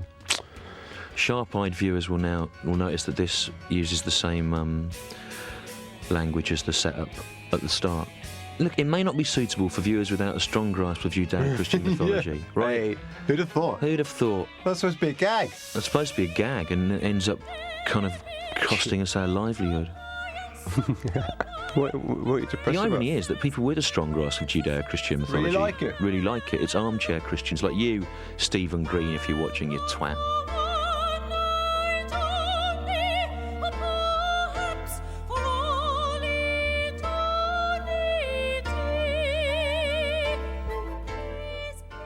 You know, for the tour, which isn't now happening, to save money, those pipes that you can see on the left there have been cut from the design. Have they? So those walkways. even if we had toured this would have been the only way that you could see what those pipes look like.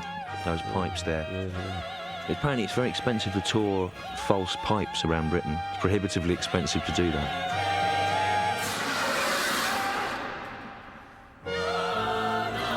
Was Jetty. They had to run a really long way around there to get there, and they were always shattered by the time they got there, which meant that David Soul wasn't so much acting as just genuinely physically exhausted. He was reacting. Yeah. He falls over here, actually, and it looked really good. Oh, no, in a bit, he trips over. What was great about David Soul is he really doesn't mind looking messy and unkempt and a bit like... There, look, that's him genuinely falling over. Oops. This was always a struggle, like what to do with these. I always thought that whatever you did with these people in the trucks at the back, the devil audience in hell, it always feels a little bit like... When you should say that's jargon, trucks. Yeah, sorry, trucks.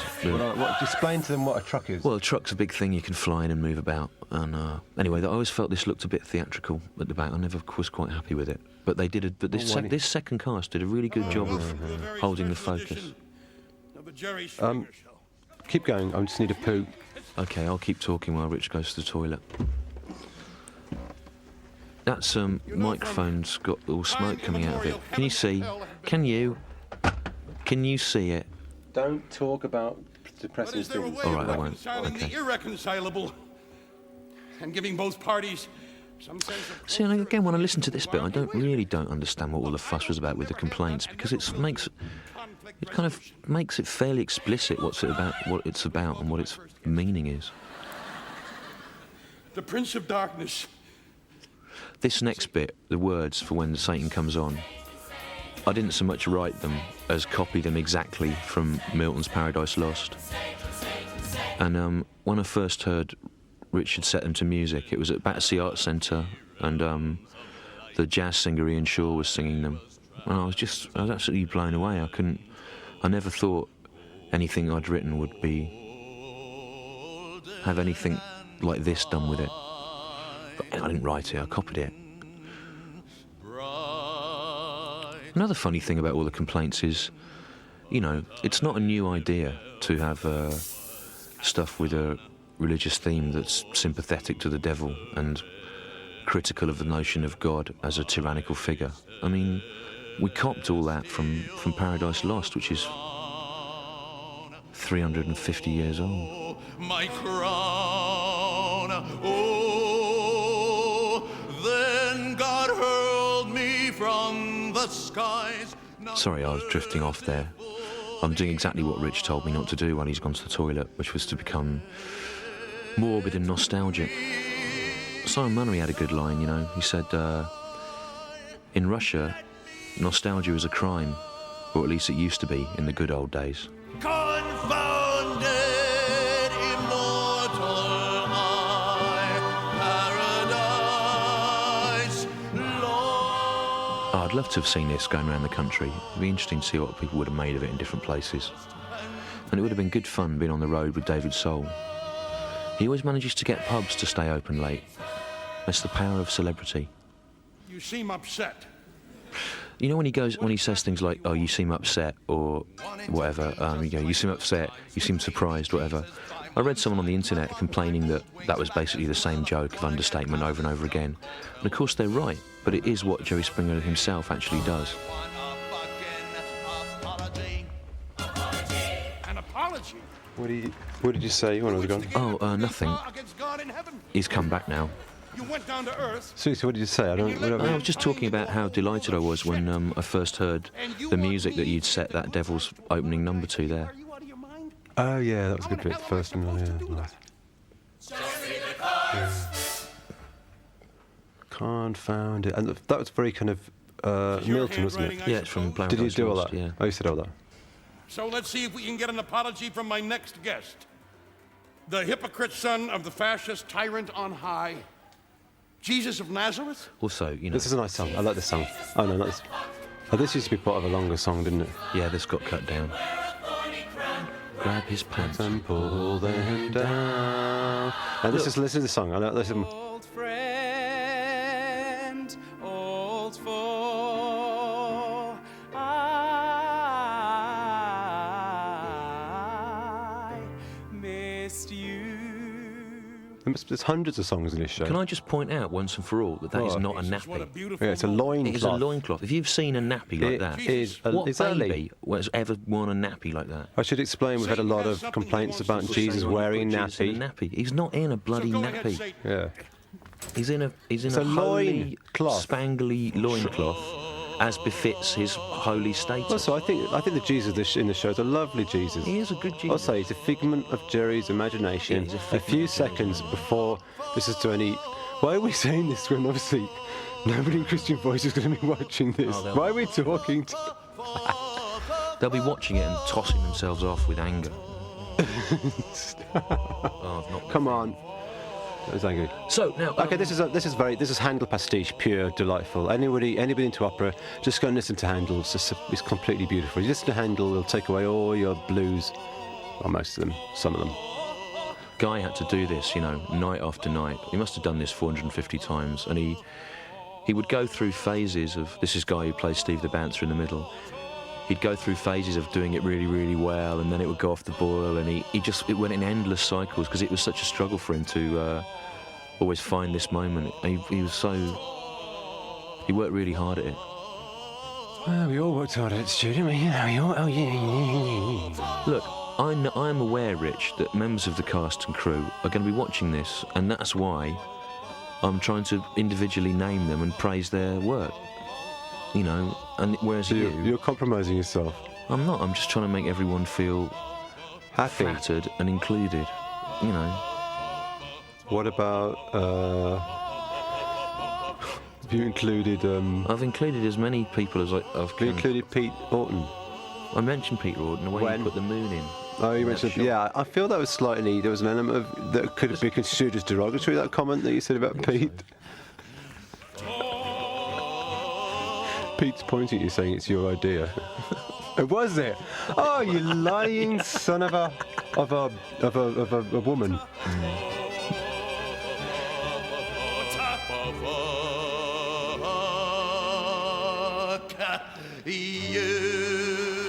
Big line coming up now. Great line. Watch this line coming up now. Good Day at the Office. Good Day at the Office coming up. Watch this line. Watch this line. Love it. Love it. Come on, baby. Talk to the stigmata. You know, Right. I wrote a lot of the words for the second half, but people would always say that was their favourite line in the second half. And I it wrote wasn't that one line. of mine. Yeah. Thus I win. Yeah. But you know what? Most people thought you write it all anyway, so it doesn't matter. I know, it's unfair, isn't it? Jesus. I prefer to use the composer, Stuart Lee. Yeah. From now on. Satan, what are you doing? You're making the situation worse. Jesus has flown a long way to be here today. This is That's a not good line. slavehood. Optimistic Jesus in this. I love the way he played Yeah. that. Courtesy. So he turned some water into wine. So he walked across. I don't really understand why people would say this is blasphemous, because it's the devil slagging Jesus off. That's what he does, isn't it? Yeah. You know, that's his character, is to hate. This is a nice. I'm enjoying this. Yeah, I've been listening to this for ages. You know that biscuit thing, right? Yeah, yeah. That's from. I mean, obviously there's a sort of Community way thing, relationship yeah. with the notion of community, Yeah. but it was something Harry Hill always used to say. If you were complaining about something, when I was working with him, he'd go, "Oh, have a biscuit," and that's why I put that in.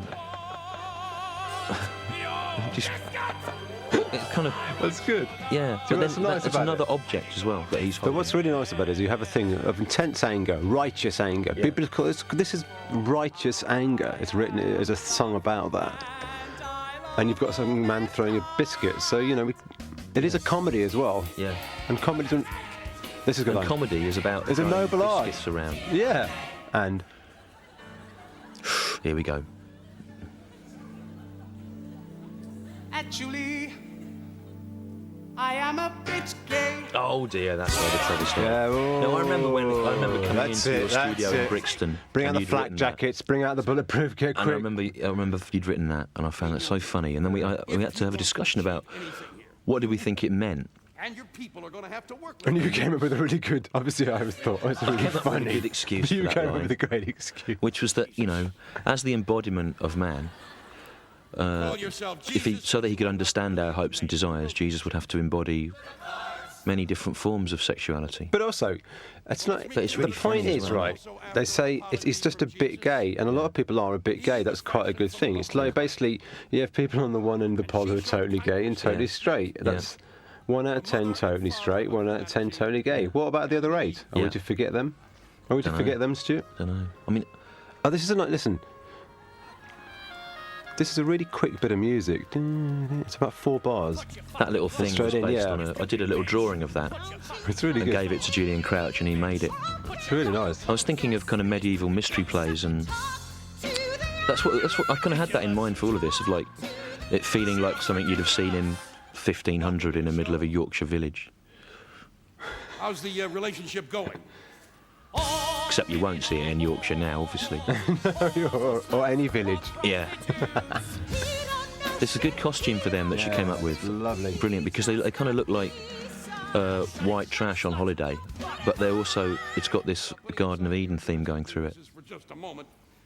Eve, what is it you want to say to Jesus? For one little Don't talk to me. Talk to Jesus. For one She looks great then. apple on a little tree, we get a life of grief and misery. She made me do it, made me do it. You had your chance and you blew it. Forbidden fruit. Forbidden fruit, but vegetables allowed. That's from an old Richard Thomas song, Forbidden fruit, but vegetables allowed. I think that is so funny. I don't like that No, at all. yeah, I see, no, that wasn't written. I hate that wasn't. I hate her doing that. Yeah, I was always telling her not to do it. Yeah. But you That know, wasn't written. It's it like annoys she me. feels yeah. his cock. Yeah. No, that was never written. No, I I could know. see. To be honest, I could see why people would be offended by it. Yeah, well, because it's gratuitous. But it is. Yeah, I It know. is, you know, isn't yeah. it? It's like, No, I well, wish she hadn't done that. but she's still But you know, fabulous. But she's sometimes great. music theatre performers kind of they're looking for the moment, you know. Hit a woman. Now, I think you should apologize to her. You followed the way of You followed the way of ambition and vanity. and vanity, but it Try to write this really seriously, you know. I remember having a discussion about this because, of course, you should say, "But it was I," and we decided to keep it as "But it was me" because it was kind of childlike and casual in the middle of quite a highfalutin piece of language. It's one of those interesting bits in English where the correct thing is so often incorrect. Yeah. It's a grey area now, isn't it? Yeah. Out, crying out on the cross, on the cross, So this used to be him singing this whole line, on the cross. Always with but then Yeah, we put this. yeah, which really works well though, because somehow that was 2000. there is a gag, but also it increases the tension. There was a Banging on about it. Why don't you get over it and give us all a fucking break. It's interesting because David, who plays the devil, is quite a devout Christian, and when they did a charity concert at Colchester Cathedral, and Christian Voice came and picketed them, and the last thing they were expecting was for one of our cast to be able to, because his partner's a priest, one of our cast to be able to actually take issue with them in quite a profound and educated way. Well, it was really sweet as well. He said, come in and have a chat, and they all came in and they had a chat. Yeah. Didn't make any difference in the end, though. No. Raped by an angel. Yeah. An angel. Well, by God. You know, a lot of people took me up on that line, and I know what I meant by it, which is... Actually, but I have to say, you know what? More people took him up on actually a bit gay. Yeah. So actually, if they had more issue with being a bit gay than raping a teenage. Well, I'm trying to write a novel about this exact idea now, which is that the idea that, what could a teenage virgin have understood of the notion of having sexual intercourse with a god? And to me, that is not a balanced relationship. And I think It wasn't a relationship, though, was there's it? no relationship. Yeah, no. there isn't, because he obviously, he got her off the duff and left. Yeah, but, that's not going to help what you've just said. But that's one way of looking at it. Yeah. I'm only saying that's one way of looking. Yeah, the that's other not way, what I really meant. the other way of looking at it is from the rear of Yeah. a I think, anti-aircraft gun. yeah. No. There was a mirror ball in that bit, and Rich yeah. always says a show with a mirror ball is a seminar. Yeah. Oh, stand I think it's flown out now. Do you know the funny thing? I remember when we did in Edinburgh, Rick Fisher, the lighting guy, he brought a mirror ball in as a joke. Yeah. And I You came in and went, liked it. wow, look at that mirror ball. Thank God you finally saw Yeah. saw the light. Yeah, although put in a mirror ball. most of the things that people put in as jokes. Do you remember when they put that afro wig on Jesus? Oh, yeah. I have to tell that was a very funny moment when they put an afro wig on Jesus, and Stuart Lee famously and uncharacteristically was dumbstruck. He walked on stage, grabbed hold of the afro wig and threw it away. I was watching at the time on the top of the... more was said. and it was very funny. Righteous The thing is, anger. it's not a joke, this show. You had to take it as seriously as possible within the confines of its inherent absurdity. Otherwise, it would cave in on itself. So, what are you doing after this? What, today? No, well, yeah, today, but in general. I've got a gig tonight. I'm going to try and learn my stuff. Oh, that's good. Then I'm going running for an hour. You're going to go running for an hour? Where are you going to run? In Regent's Park. I run around there. If anyone wants to come and see a fat bloke running around, I'm normally there 3 days a week. That's good. Have you got that? Your trainer rang me up actually on my phone. Oh, by accident. No, Yesterday. yeah. No. So it's not of interest, is it? No. To them. And then after this, I'm doing more stand-up, and then we're trying to write some things for BBC Two.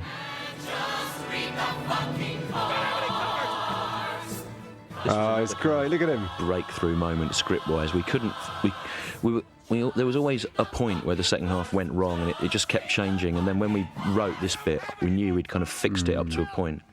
That's right. The problem just kept being postponed and pushed along. Yeah. Basically, we had to resolve this notion of how are you going to equivocate between good and evil. And when we get to that bit, I'll tell you how we did it. We didn't really start with a. We started with a one-act show and then tried to make a two-act show, and had quite a lot of problems. Yeah. I thought it'd be twice as difficult, but it was about 20 times. This is a good line. This is a good line. Outfits, they're brilliant. This is fantastic, isn't Oh it? God, we are beholding him. This might. I always think that was funny. Then beholding more. Beholding What? more. Beholding more. So, that's funny. I think that deserved a laugh. But actually, that is because I've written it so high. You can't. The addiction doesn't really come through on that.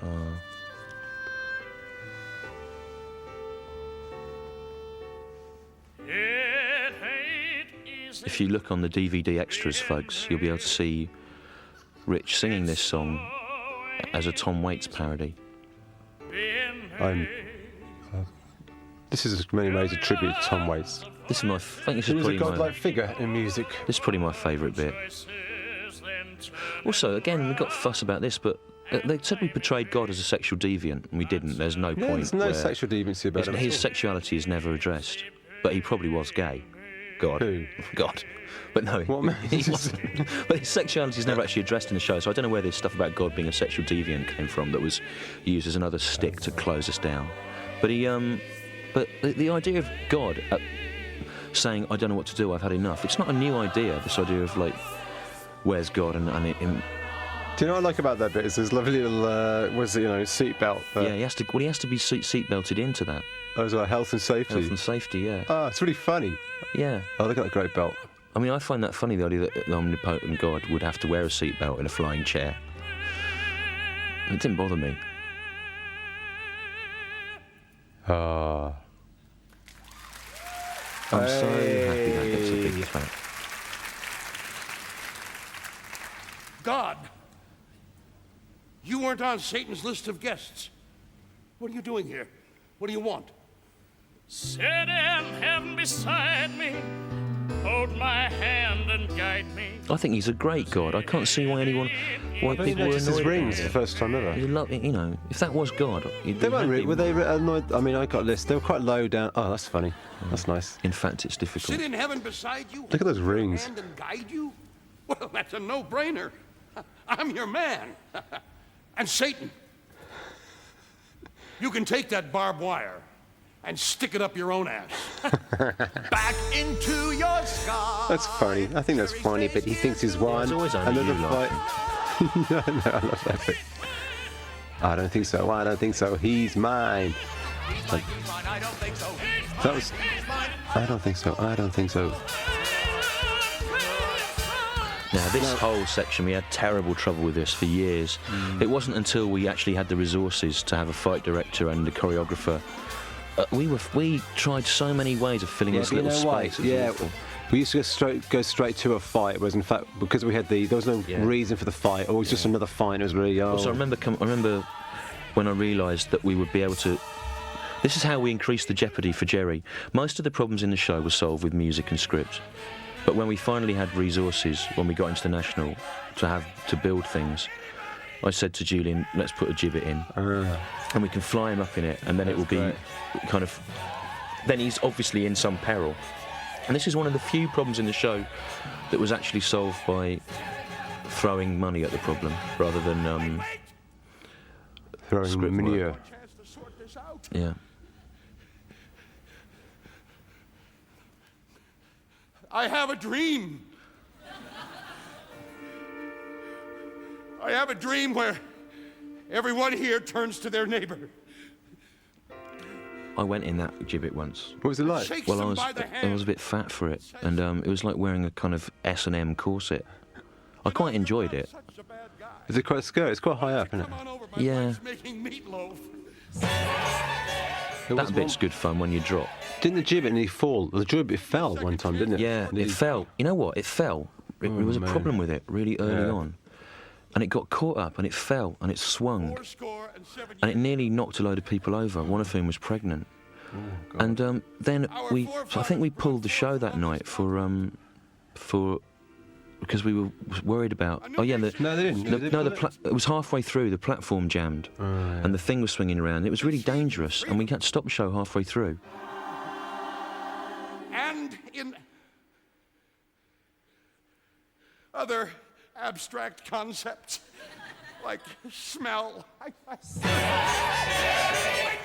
Wait! Please give me a third chance to sort this out. There's just one thing I want to say to everyone here today. I was backstage once and I accidentally brought my flamethrower in. Oh, and yeah. told me to leave it Did you start outside. that fire that killed all those costume They people? they told me to leave it outside, and they said, you know, Oh, right. what kind of society is it? A man can't walk in the street With a with a flamethrower. harmless flamethrower. And burn me if it makes you happy. See if I care.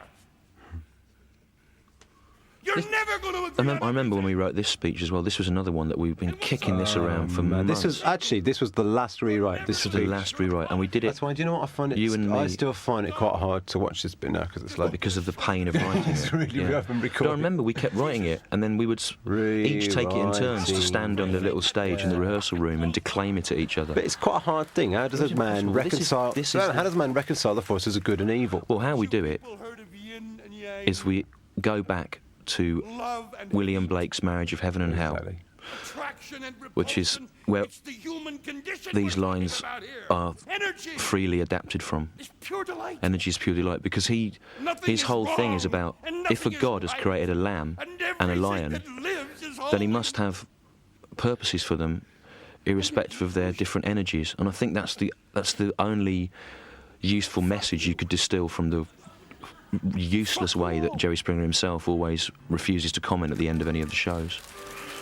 And then the lyrics of this whole section are from Blake's Marriage of Heaven and Hell. Everything that lives is holy.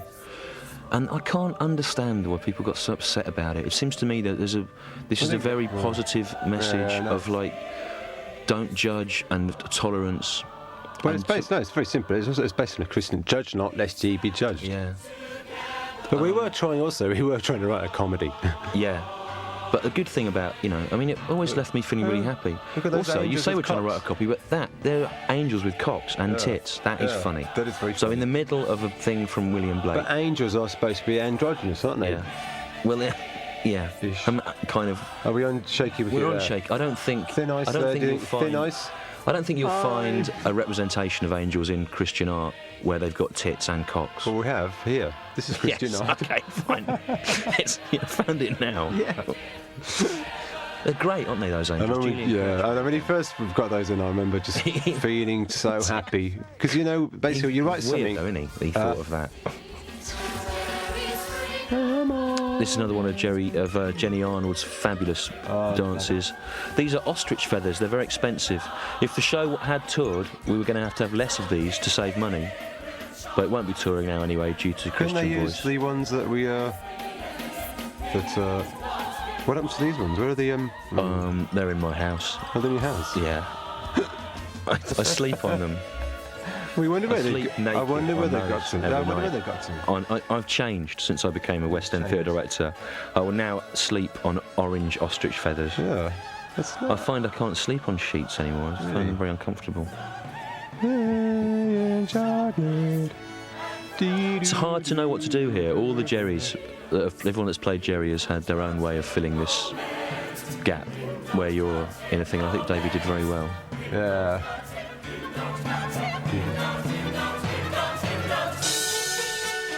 Actually, if we'd have gone on tour, I would have tweaked this in a way, or added to it so that it would have become like, the insanity of rapture, so where you almost Yeah. become delirious. So I'd have probably pre-recorded it, tweaked the voices, so it literally becomes almost kind of, when people are so in rapture that it's horrible to look on. Yeah. Almost. I think that would have been the way. So this is like an introduction. Oh, well. I was very pleased with this bit. Do you remember how you used to fly the jacket I down used to on fly a the jacket down on a. I used to. on a Yeah, I used to coat fly hanger? the I jacket quite down like on a that. coat hanger. I And used then to one like that. day, right, the thing broke in And you just rehearsal, and thought, I don't the wanna- baby Jane just brought it on, and it seemed so much better. Like, the idea is, he's being sent back to the real world against his will. I quite liked it coming down, I have to say. For the first time. I think that her handing it to him has a real kind of humanity about it that's I better. think when for me, the day when it stopped being flown down was when the whole show was ruined. You felt it as a went direct wrong at result. that point. And the day after that happened was when Christian Voice started protesting. So you feel if I think that you played into the Christian Voice's hands What, you by... think if the thing had come in on a coat hanger, it would all have been better. It altered the whole kind of harmony and the whole, you played into the hands. I tried to stop you. Look at these brilliant Julian Crouch figures again. He's working with Neil Jerry Gaiman Liaison, now. by the way, means Jerry have mercy. Jerry Mercy. Again, I expect some people thought this was sacrilegious, but I find it quite beautiful. That was good. So for anyone who hasn't understood, right, the second half is a dream happening in Jerry's mind look, he's in going back between to normal the moment now. when he's shot and waking up. So, so all the complaints as well about misrepresentation of religious figures, the gloss on it is that there's an element of egomania in Jerry's mind, wanting to achieve something in his life, which would be Why would I get shot? making heaven and hell friends. Solving the irreconcilable. I think this is beautiful music. It's really great. You shot me in the chest. And there's a really good gag coming up as well. Why would you shoot me in the chest? All actors want a death scene, don't they? Everything I achieved.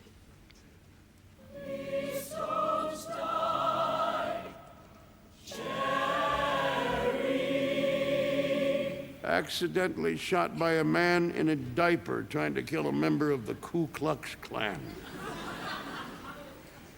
Not exactly the epitaph I was hoping for. That's not the gag. Better gag coming up. Still, it might look good in Latin. That's not the gag either. Who will speak for us? Listen. What do you mean?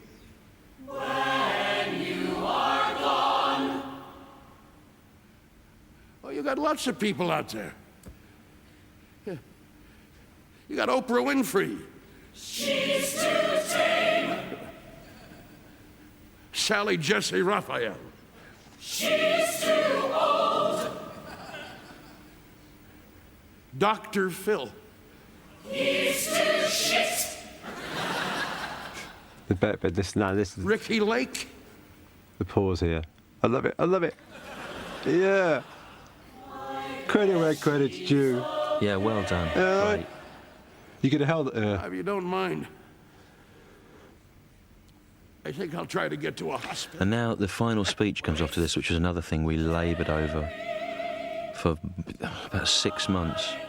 And it ended up every in waking minute. A kind of every cobbled waking- together thing. It's kind of things that Jerry Springer himself would say, stuff copped from poetry, and some things that we Firstly- believe.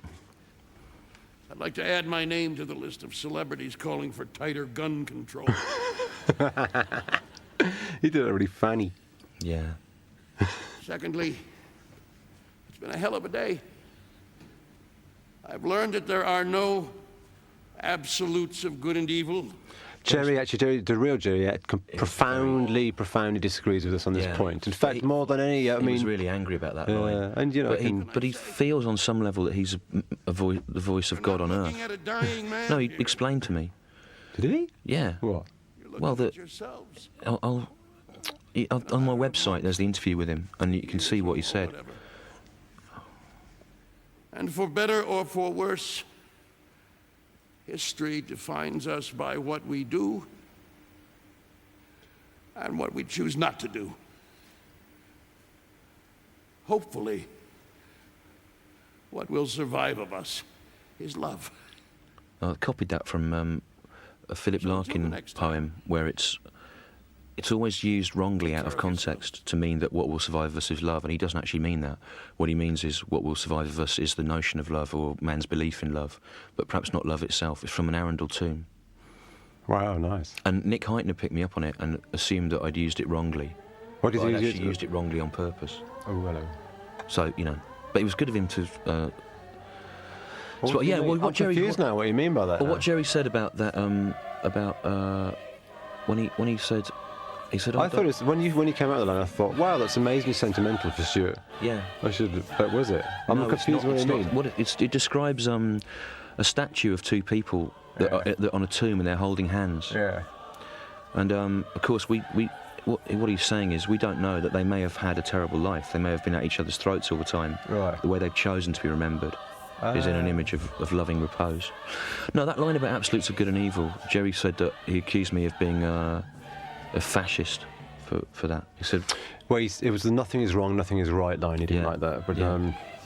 but I remember when I had this discussion. I said, you've got to remember the guy he's been held over a furnace, been Yeah. threatened with barbed wire shoved up his ass for all eternity. yeah. Put it in the context. He's trying to do an know. impossible thing. He's in character. That's right. It says, You know, he's in character. I mean, that's the thing is, a lot of complaints about it as well seem to confuse what the characters are saying with what we think, and it's not the same thing. It's like holding someone accountable for mass murder. You get more of that anyway because you go out more.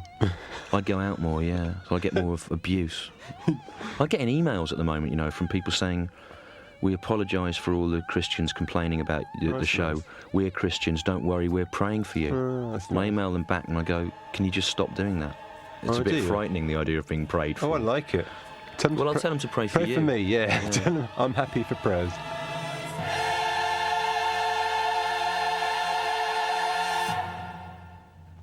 This bit always used to make me cry, and by the end, it didn't.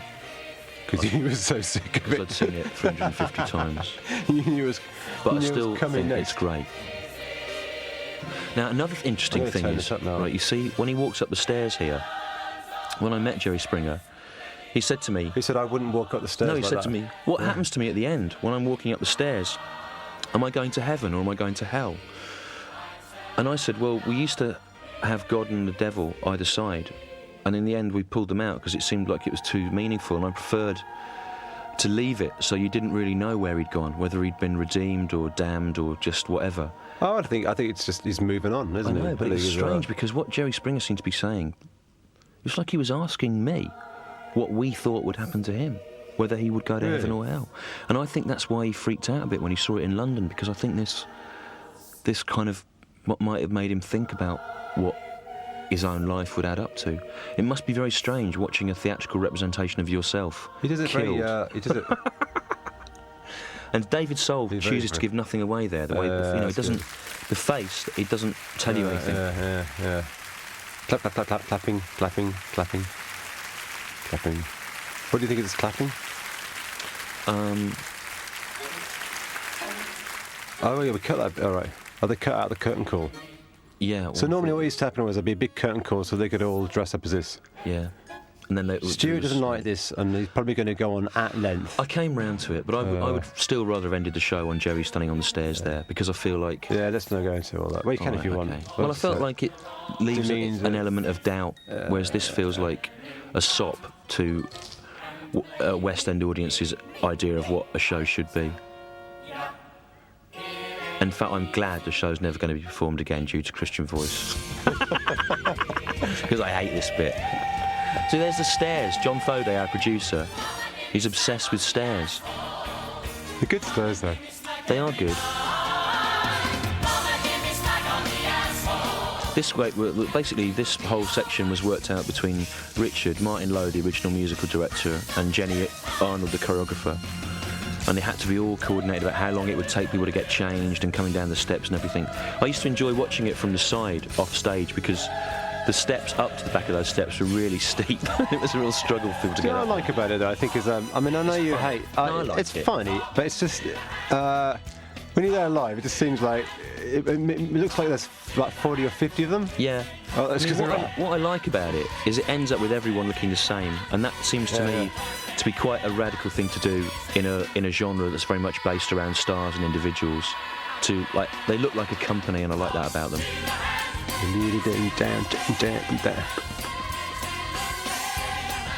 Well, that's it. I Thanks hope for you, listening to us. if you listen to all this, I hope you found it interesting. I think we had a bit of a dip. We should. Well, you'd have a dip, wouldn't you, if you'd worked on something for 4.5 years and you'd just been told you can't do anything with it and you're That's never true. going to get paid.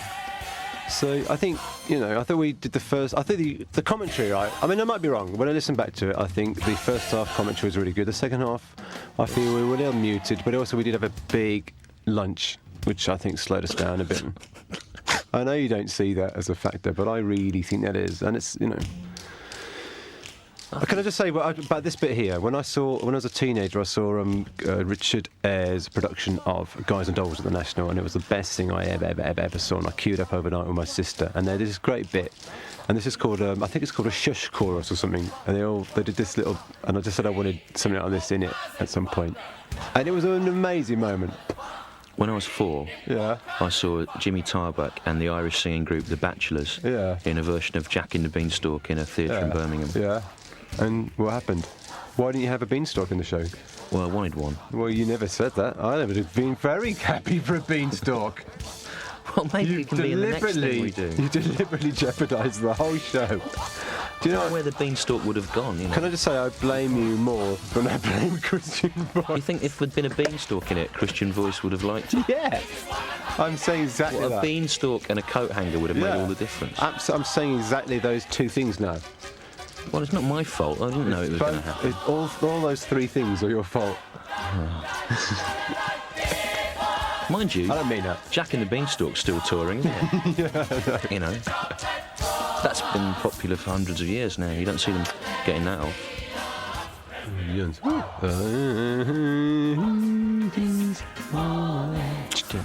Oh, I feel quite moved by the whole experience. Line producer. You know what? Cocaine. Say what you like about everything, but I had the time of my life working on that. Thanks for getting me involved. Stuart, it was a pleasure. It was a leisure. Hard to imagine that it ever happened, It didn't. didn't it? No. What have I just been watching then? It's not been a dream. What? It's been a dream. What? Where am I? Wake up. Oh.